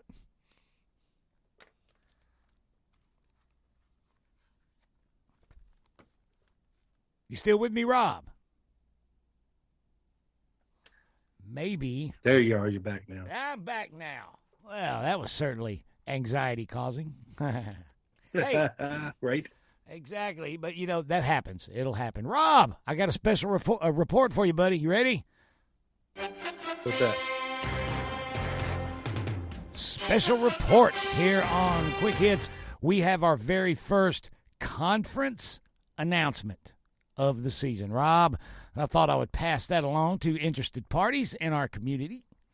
Come to Dallas in November, it says, the political assassinations of the 1960s, re-examining our history, pursuing truth and justice in the deaths of JFK, MLK, RFK, and Malcolm X. If you'll give me a moment to turn to the correct page in my notebook. There we go, buddy. Date November 17th through the 20th, guys. Location, the Doubletree Dallas Market Center near downtown Dallas Hilton, Dallas, Texas. Rob, being hosted by, of course, David Denton. Great guy. Absolutely rolled out the red carpet for you and I in 2014, man. Big time. Did he not? He did. But they're doing it again, Rob, in Dallas this year. Speakers include Gary Shaw, Ryan Jones, who is the in-house historian at the MLK Memorial Site, Casey Quinlan, Larry Rivera, David Knight, Brian Edwards, Robert Groden, author Mal Hyman, Randy Benson, Gary Fannin, Mr. Denton, and, of course, many more. Guys, you can go to the JFKhistorical.com website. That's JFKhistorical.com for all the pertinent attendance and registration information. The first conference announcement of the year, my good man. So wanted to pass that along to everybody. So, man, we got some emails. We ready to go? We do. One last part to that. What's that? Doug, we forgot about Jerry Hemming. Oh, we forgot. Dude, did I just cut you off completely? Yeah, that's okay, though. We get right back into it real quick before we start emails. Have you ever, Doug, took the time You to should have actually warned read me. all? It's all good. Well, I lost you. I said for like 15 seconds. So Oh, dude. So I took the gap as that signal because we do that. We do this thing, and when now we've got this automatic thing going where one pauses, the other one just instinctively knows to pick up, right? So yeah. you lost me over the internet, and I just went. I thought you I were looked done. down. I looked at my Wi-Fi signal. I'm like, well, shit, I'm full bar. I was like, fuck. But no, have you ever taken the time to read all 229 pages of Gerald Patrick Hemming's HSCA testimony? Not like front to back. I've probably read it all a couple times, but it's, in 10, 15, 20 page swaths, and you start thinking about, okay, you're thinking about a certain time period. Well, what did Hemming say about this? And you get in there and you go, okay, here it is, July 63, and that kind of thing, but never from the top. No, sir. Well, I was bored at work one day and decided to peruse the whole goddamn thing just to see what I could find in there. It's basically an entire book. You read the whole thing? Yeah. Wow. Yeah. So they're talking to him, and Hemming says the only time money was ever shown to me was in New Orleans in 1962. Okay. And this is money to take out Kennedy.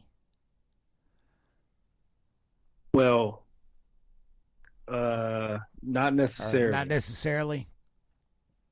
It was either money for take out Castro or Kennedy. Oh, okay, yeah. And so they ask him, well, who was there? And he says, well, now this was New Orleans in 1962 at Rabel's house. And it was Rabel himself. He said Rabel was there. And they said, now, is that Louis Rabel? So Louis Rabel, okay, and Frank Bartz. Frank Barthez, yep. That guy's got a hell of an interesting backstory. Wow. And a forward story. He ends up going, he's a pilot, and he ends up going with Rip Robertson and Carl Jenkins' guys to the Congo in 64. And I've actually got the documents in my computer somewhere where he wasn't up to par, and they sent his ass back home pretty quick. This Barthez guy, but yeah, man, he's all in there too, man.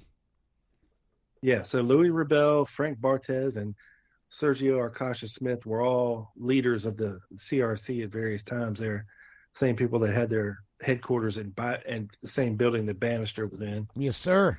So he said, well, Louis Rabel and Frank Barthez and a number of other people were there.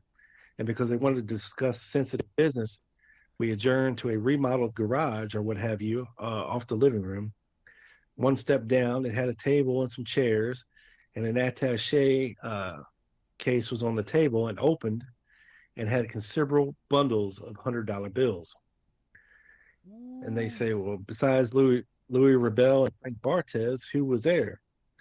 And Hemming says the other two individuals, not even using their first names, I assume now one was Guy Banister and the other one was Demohrenschild, Demorenschildt.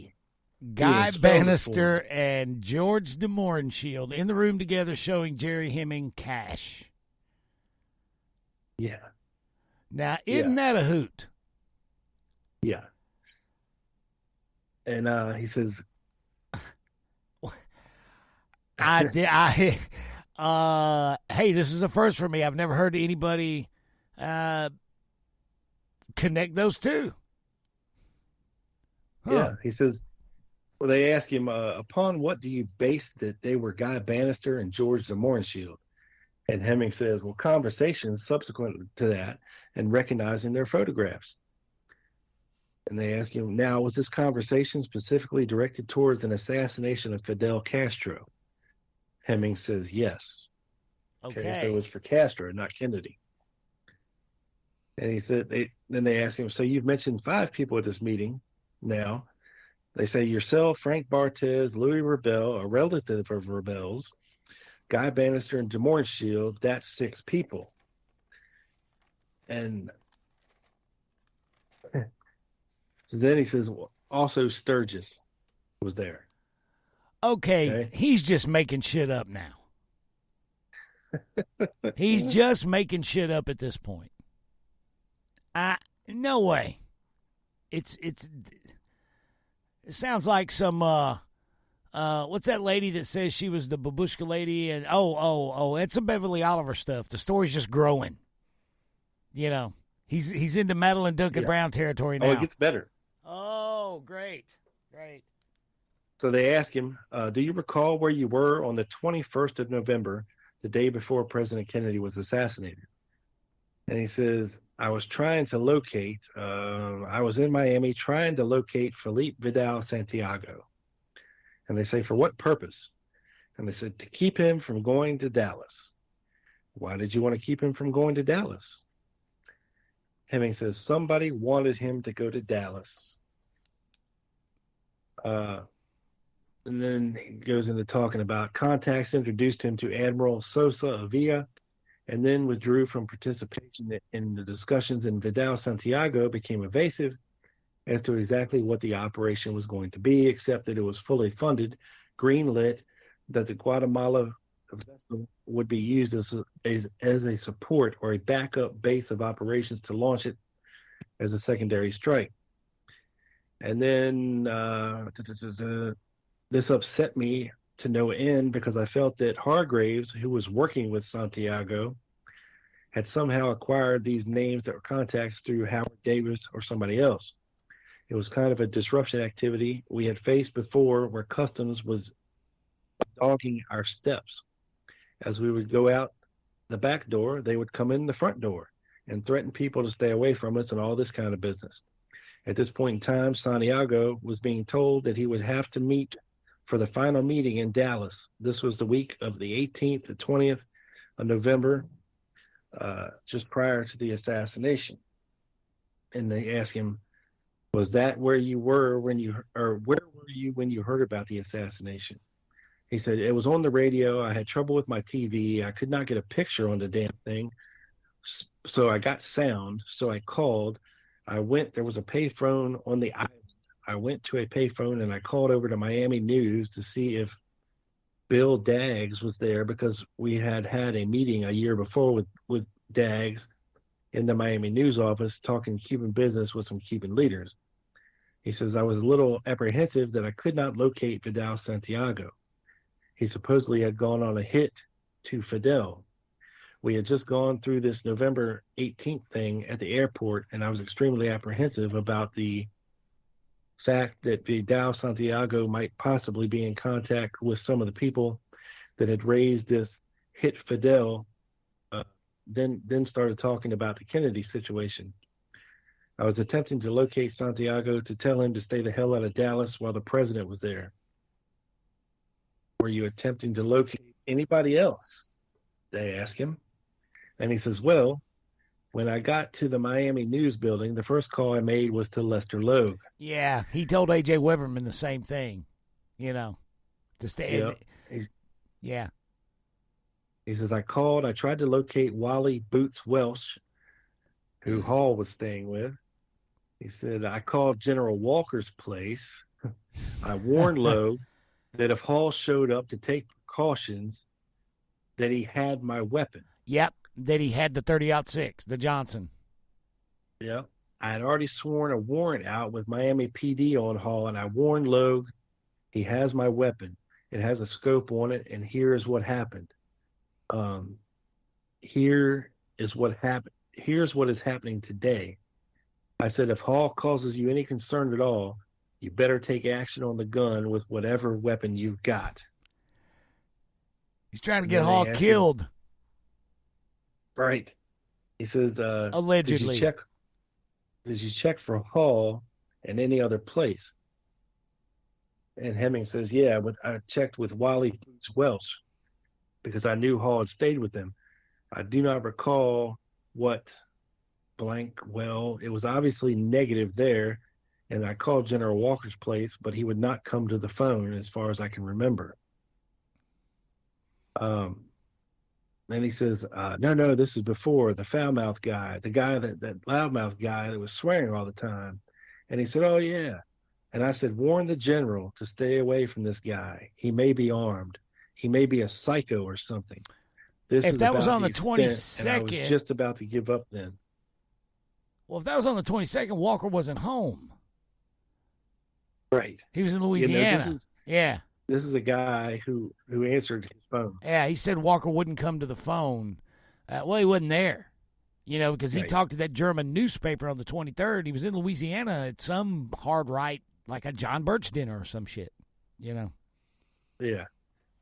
And then he says, as far as I was concerned, some psycho had done the same thing with Walker, taking a shot. Some clown. The impression that is running around in my head is some guy got an attaché case full of money, cranked off a stray round, and was headed for Geneva to spend it without having hurt anybody. My impression constantly was that they're suckers who could be taken for a ride, that you just take the money and go crank off a round within 10 feet of whoever they want taken care of and then go spend your money somewhere. Then they asked him, did you ever drive from Miami to Dallas with Marita Lorenz? And of course he says no. He always claimed he did corroborate her story later in the 90s, that there was a caravan. And because he was invited to go, he just declined. Yeah.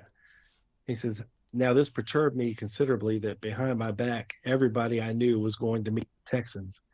Tony Suesta was supposed to be going to Dallas. Philippe Vidal is going to Dallas. Hargraves is in Dallas. I hear Sturgis is going to Dallas. Lorenzo Hall is going to Dallas. Everybody. Manny Aguilar is going to Dallas. He said, I'd already warned Sturgis and Hall and the whole crew that I suspected Manny Aguilar to be a Castro agent. And of course, Lauren Hall was hanging around Manny Aguilar quite a bit. Yeah, he's always, Hemming has said that in many, many places. But, there's some truth in what he's saying. Suesta, Diaz Garcia, Santiago, Hargraves, all in effing Dallas at that time. Yeah. Yeah, man. For sure. And then he says, now suddenly people that I was suspicious of Hall anyway, because I was finding first Steve Wilson and Brown went to California. He said, I found out it was because Larry Howard had lost confidence in Hall and felt Hall was on to something crazy. Had been meeting with Terso Del Junco and his whole crew in California. He said it had occurred before where what puzzled me, and I had warned Logue that summer. In fact, when I was in Dallas with General Walker, I warned on July the 4th of 63, I said, be cautious of Hall. I find him talking to people that not only that I never introduced him to then, he could never know or find their addresses or who the hell they were. He's finding out some way. These are the kind of people that I did not even put their name in a book, and somehow he was coming in contact with them because I was a little perturbed that maybe Larry Howard or one of the other people that he'd been working with had somehow discovered who some of our contacts were. Well, I determined from Howard Davis that he had not. I determined later by talking directly to people like Eugenio Cisneros, I can't pronounce his name. Cisneros. And the people, from the 20th of November, that this character had been brought around by Aguilar, and it was more Hall bringing them than they bringing him. I figured it was Customs or FBI, and I think I made mention to that of Shanley at one time. And he says, you're aware Hall and your other informants are stimulating activity. They are not informing on activity. They are agent provocateurs. And I got a vague response out of that. And he says, I had a meeting with Vidal Santiago about going to Texans and talking with Texans and the whole thing. Yeah. He is a little bit secretive about it. Wonder and why. They ask him, did you see Frank Sturgis on the 21st or 22nd of November? Hemming says, no. Do you have information that Sturgis was in Dallas on November 22nd, 1963? He says, my impression was that he was on his way to a meeting, possibly in Dallas or somewhere else. When precisely? That particular week. And they say, okay, get back to December of 62, this incident at the motel. Now, you said Hargraves talked to him. Hemming says, yes. As I remember, I think Howard walked out with the guy and wanted to interrupt my argument. As I recall, Hargraves was right there and Steve Wilson was right there in the argument with Ashman. Since that time, have you discussed the incident with Howard or Hargraves or anybody else? Hemming says, well, Howard did bring it up to me. And they say, when did he do this? And Hemming says, last summer. So this was in 78. So this is in 77 that he talked to Howard. And he says he recalled that Lee Harvey Oswald was there. And Hemming says, while we were driving down, I'm on the freeway. I was out there on an investigation in California. And I later utilized him on an investigation talking about Howard in Central America. And we were driving down the expressway. And I think Hall's name came up. And he started talking about Hall, not something I am prone to discuss with anybody. And he was driving in his car, and he says, remember when we were arrested? Who's going to forget about that? It was a rather traumatic experience, the whole scenario. And he says, remember the fight you had with Ashman about the TV cameras being there waiting for us at the motel? He says, remember the guy that wanted to join us and went around and you got the votes of everybody in the group to be accepted? Hemming says, I vaguely remember. And then Howard says, do you remember who it was? And I said, you know who it was. And Hemming says, here's a guy that does not have a good memory. I said, you know who it was. Why are you bringing it up? Has anybody asked you about it? No. Then what caused you to remember it? He said, I would rather not say. I said, well, why do you ask about Hall? And now you're asking about this. Man, Hall ever blanked. And that was the end of it. He did not want to discuss it anymore after that. And they're talking about, allegedly, Lee Harvey Oswald wanting to join Interpen. Now, here's, excuse me,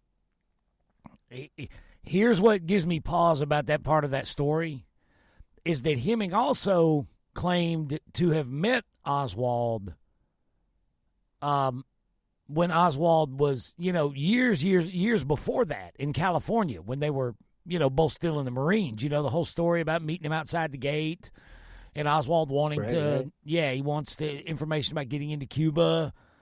And they go to this pizza joint and he sees Oswald. And this is like pre-defection. He's claiming to have met Oswald. So I think if there's any truth to the story about the day they got arrested in Miami, then Hemming would have recognized him immediately right there. I mean, wouldn't he? Wouldn't you think there'd be no? Yeah, you'd think. So which story's true? The story about him meeting Oswald pre-defection or the story about Oswald trying to join Interpen? Right. Yeah. And we also got the story about Jerry Buchanan. Oswald allegedly was in Miami and tried to board an Interpen boat without, the request permission to come aboard. Apparently that's a thing you got to do before you go on somebody's boat, I don't know. I don't have a boat. But Oswald didn't do that, and he came on board anyway, and Jerry Buchanan says he punched him in the face. So who knows if there's any truth to that either. Yeah, who the hell knows? Who the hell knows?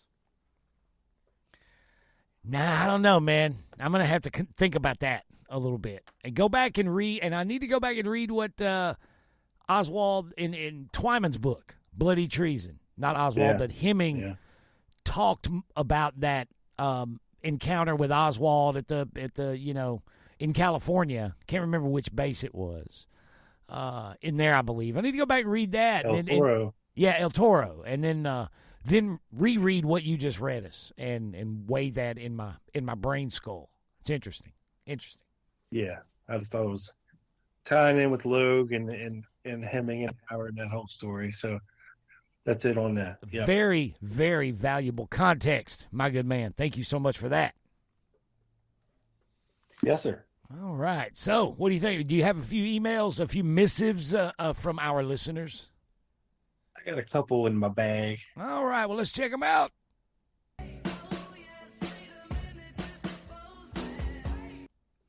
Emails.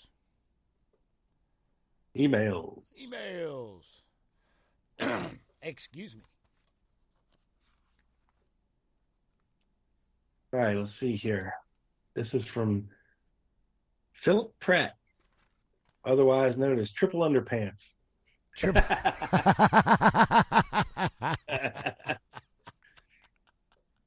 I do actually like that one. That's pretty good. Yeah. Dear Bob and Doug, just listen to your latest episode of Quick Hits and find attached a second source for Dave Powers seeing shots from the Knoll other than was Tip O'Neill's autobiography, and an explanation of why LBJ curbed the Cuban operations. These are pages from Lamar Waldron's book. The author pushes the mob did it narrative, but other than that, the book is well worth a read because it's well sourced and has a lot of stuff about Cuba. Cheers, Triple Underpants. And he sends me a couple more pages from the book, basically stating this. JFK's two closest aides, Dave Powers and Kenny O'Donnell, actually witnessed two shots from the grassy knoll from their perfect vantage point in the limousine directly behind JFK's. One of the Secret Service agents in their limo testified that he also thought that JFK's fatal headshot came from the grassy knoll. Powers and O'Donnell both confirmed the grassy knoll shots to House Speaker Tip O'Neill, as O'Neill described in his 1987 biography, Man of the House.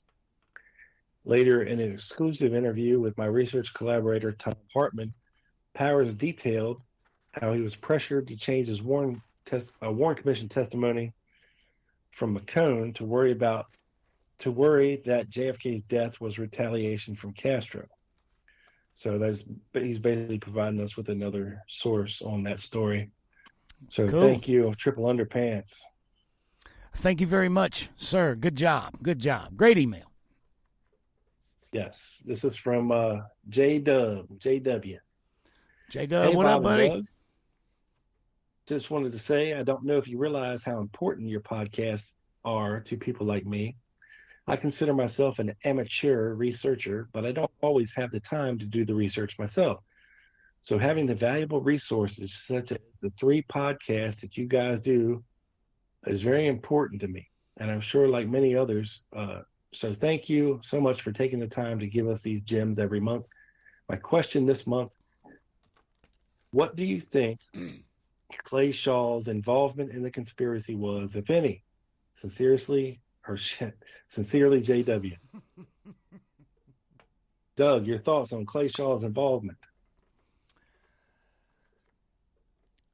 Here we go. You ready? Ready. All right. This will surely garner me an attack from Poe White Radio, but I really don't think Jim Garrison had a case against Clay Shaw.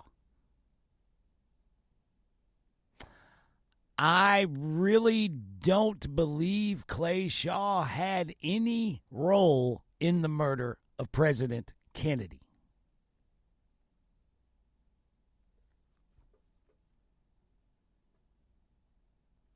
And there you go. That's it. That's it, my friend. Dear listener, I just don't believe so. That's it. Nah, I just don't think so. I don't think he had a case against Clay Shaw. Ferry, yes. Absolutely. I mean, what do you think?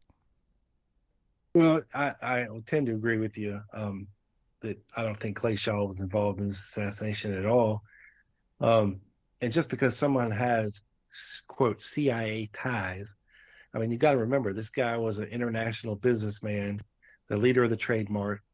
Sure, the CIA was going to use him to, maybe debrief him on his return from another company or country, to see what information they could garner. Hundreds of those we know people. now, There are hundreds of those people. And you know what? Tons of those. I think that it's people like that. Domestic, he was a contact of the contacts division. Right. They might sit down and interview. You might be going to some international conference and you come back home. Okay, you're listed as a Okay, did you talk to such and such and such and such there? Yeah. Did you hear them say anything about this or this? Well, I did. That's what, there are hundreds of these people. See, the thing is, these are the same people like modern day. A lot of their names were in the boxes of documents that were recently confiscated from Florida, right? It's the same kind of thing. It's people who go out and gather information. They're not, a lot of them, like Clay Shaw, was not an official employee. He was a contact. He was a source of information because he traveled a lot. Right. This is pre-satellite days, folks. To get any kind of intel information at all from another country, you had to have boots on the ground, and to put together any sort of dossier on, say we're talking about even Germany or Italy or France. You could say, hey, did you see any military installations? Where is a base? Did you see tanks parked somewhere? Did you see where is this airport located exactly? Stuff like that. I mean, it's really routine stuff pre-satellite days. You had to gather information from boots on the ground. Maybe there's some sort of trade. Maybe there's some sort of trade agreement coming up with a country or a municipality or something like that. And you need somebody that's traveling over there that's going to sort of take the temperature of the room. Like, how are people feeling about this kind of thing? And I'm just sort of spitballing, but there's 1,000 different reasons, dude, why people use these, why intelligence agencies use cutouts like this and contacts who travel to gather information. Flies on the wall. Yeah. Agree. But as far as a Garrison case against Shaw, no. Yeah, I think he was sniffing up the wrong butthole there, if you want my honest opinion.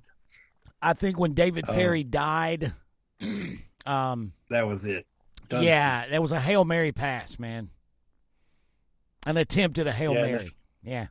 And the fact that Garrison didn't use Jack Martin speaks volumes.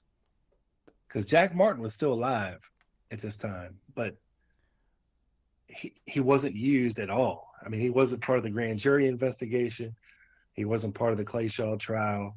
None of that. So very interesting. I tend to think that had Guy Banister still been alive, he would definitely have been indicted by Garrison. No question, 100%. And Ferry. I believe that had they lived, they would be the two that Garrison would have taken to trial. Would have had a much better shot at a conviction. But, again, it was a Hail Mary pass. All he had left was Shaw. Because he was... Yeah, they had already got the ball rolling. They spent so much money on this investigation. Garrison couldn't just throw it away. He had to come up with something and justify all the time, money, and effort spent by his office on this investigation, or else he wouldn't have gotten reelected. So, yeah, there you go. There's that. Yeah. All right, next up from Chris Duffy. Hey, guys, hope this finds you well. I got caught up in the latest Stone stuff, searched around for podcasts on the subject, and came upon you two guys. Great work. Thank you. I decided to come up with a plan on how to best dig deep, so I went back to November of 2019 to begin with the Lone Gunman and the Dallas action. For quick hits, I did it all. My job has me behind the windshield a lot, so it took me about 2 months to get caught up. I enjoy your podcast, and I am a fan. Thank you, sir. Question. Are there any DOJ records that are accessible that would corroborate LHO being kicked by the DPD after being taken into custody for the Walker attempt? Keep up the great work. Thanks. Rocking the backing. Chris Duffy. Thanks, brother. Man, not that I'm aware of, but that would be a smoking gun document to get your hands on. Goddamn right. Oh, my God. That'd be a big one, man. That would be a big one. For sure. Yeah, unfortunately, we don't have that. We just have the word of, or the letter from General Walker to the church committee. Yeah, because that's all we've got. But that would be corroboration, of Oswald's governmental connections, or not just DOJ file. I mean, I doubt there would be one there, but there probably have been a DPD, a Dallas Police Department report.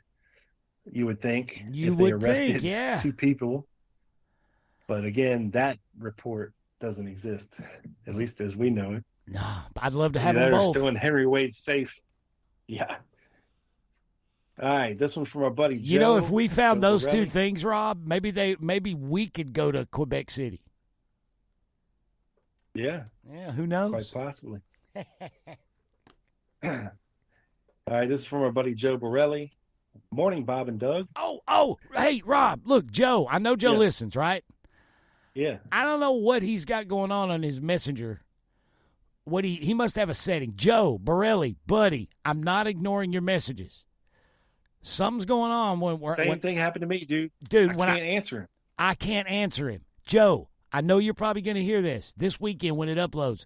Go fix your shit, because we can't answer your questions on Messenger. Something's fucked up. I can't answer you. Rob can't answer you. So I actually had a mental note to try to remember that today. I'm so glad he wrote in, Rob. Yeah, I let him know on Twitter that I couldn't answer him. I'm not ignoring him. And anybody else because it's happened to a few other people that have messaged the Lone Gunman Messenger on Facebook that I cannot answer. And it's not that I'm ignoring you; it just won't let me answer. So, because I got a very nice a message from a law enforcement officer, and he was wanting to talk about the case and everything. I tried to answer him back, and I couldn't. I'm like, what the hell is going on? Oh, so here? It's not Joe's fault. It's probably on our end. Well, no, it's not just Joe. But some people, I can talk to you all day long. Yeah. Well, it tends to happen when I use. We're not friends. You can accept a message from anybody, but it just won't let me answer certain people. I don't know why. Well, this is happening on the Dallas Actions Messenger thing, not on my personal. But I mean, it looks like there's really no indication of anything that's different. It just says, it comes up in red and says, sorry, fucker, you can't send this. So, right. Yeah. I don't get it. So we're not ignoring you, Joe. We promise. So I think this revelation may have earned Joe his 5-star student of the case award star, Doug. Right. His gold star. Dude. Honor roll status?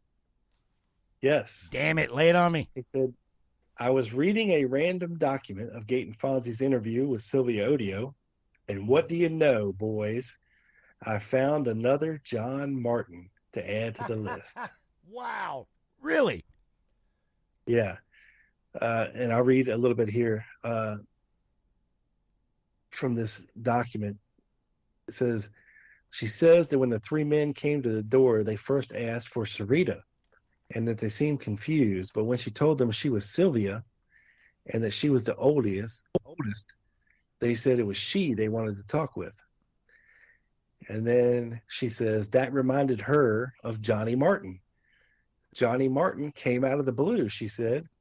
That was a very strange thing. I don't know how he got involved with my sister Sarita, how he was introduced to her. The strange thing about him was that his family lived somewhere in a Latin American country. And he had this coin laundry that he operated.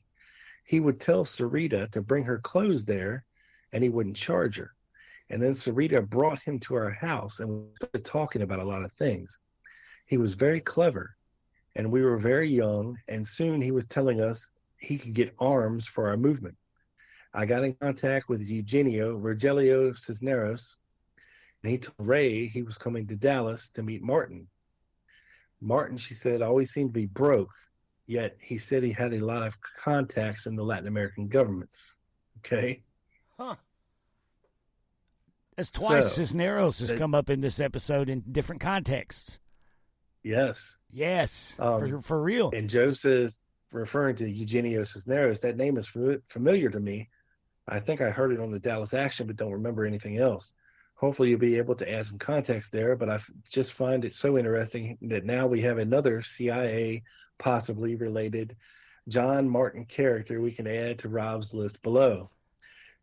And what does that make, on that list, That's 27, 28 of them by now, right? This makes number 8. Number 8. Wow. We have Jean Martin, who was Pierre Lafitte's alias from the coup in Dallas. We have Jack Martin in NOLA.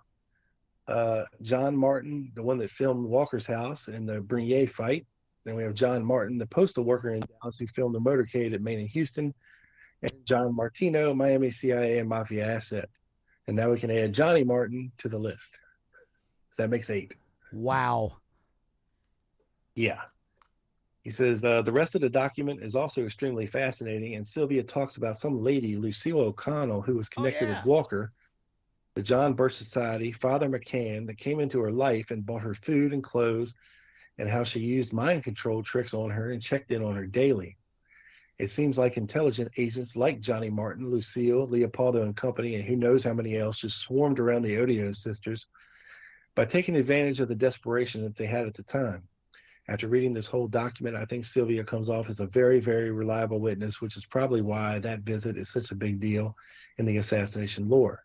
I'd love to hear both your thoughts on this. All the best, Joe. Well, thanks for the email, Joe. Awesome, dude. There's so much around the Sylvia thing. But, yeah, they were going to see Sarita. They were not going to see Sylvia. They didn't have Sylvia's name. Right. And for those who are not familiar, you know, Odio's parents were in jail in Cuba, right? Castro had them in prison. Yep. So, and these Odio sisters were part of some kind of an anti-Castro Cuban movement. And the guys that were there were representing themselves, or they had a letter of some kind of letter of recommendation or something from Jure, from Jure, I believe. Right. They were representing themselves as such. But yeah, that there's I heard, and I haven't been able to corroborate this, but that Lucille O'Connell lady, Joe, I am told that somewhere there's an account by her where she claims that Odio was picked up by the police on Turtle Creek on April 10th, 1963, kind of stunned and babbling nonsense.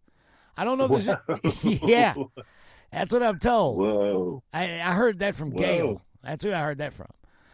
So I've been looking around trying to find this, because that blew my effing mind when I heard that. So haven't found it yet. Yeah, that's crazy. But yeah, I've been trying to find it to bring it to the show, but we'll see. I'll talk to Miss Gail about that again, and maybe we can find that account out there somewhere. There is chatter about it, ladies and gentlemen, but not corroborated yet. Well, that's the bottom of the bag, Douglas. That's what she said. All right, Rob. What a great show, man. Jeez, that's a lot of information. There's no way I'm going to be able to encapsulate it all in show notes. Absolutely no way. No. That's why I like that phrase, and much more. It works out perfectly for us. All right, man. You about ready to get out of here, man? I think I'm going. I'm going to the gym. You're going to the movies. Is that right? That's right. That's right. Then I'm going to the gym. Cool. That's our normal after podcast thing, guys. It's what me and Rob usually do on Saturdays. Let's get on out of here, Rob. Oh, hey, there is the music. Okay, guys, you can listen to my JFK Assassination Research News and Notes podcast, The Dallas Action, presented by Wall Street Window at Spreaker.com and just about any damn where else you find fine, informative podcasts that are free of bullshit. You know, like me telling you that I have extraordinary audio evidence of some fantastic claim, but you can't hear it. What a joke. Yeah. What an embarrassment. None of that nonsense. Only real questions, real research, real forward-moving, forward-thinking, deep historical research and study of the people, places, things, events, and ideas related to the assassination of President John F. Kennedy, like Quick Hits, another fine podcast from Drop D Podcast Productions in the heart of Music Row, Music City, USA. Rob? Fresh from the annals, the taint of Washington, D.C., comes the Lone Gunman podcast. From Loose Moose Productions, which you can find anywhere good podcasts are heard. Feel free to follow along on Twitter at the Lone Gunman 7, and please go subscribe on YouTube. I'm almost to 1,000, 170 more to go. We can do it, people. It's only been 8 years. I figure another 2 or 3 years we'll get there. So, for Doug Campbell, this is Rob Clark saying tune in again next time when, upon listening very carefully to Doug's review of his review of Dr. John Newman's book, Into the Storm, we'll hear Jim DiEugenio say, I'm a bit confused, but I'm not amused.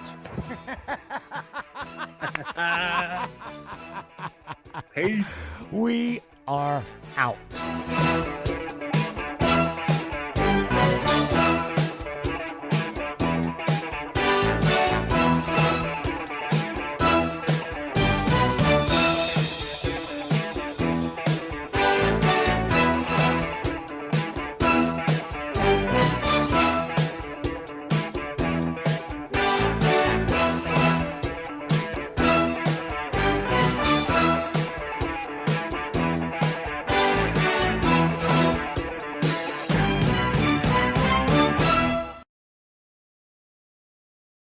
Le croissant.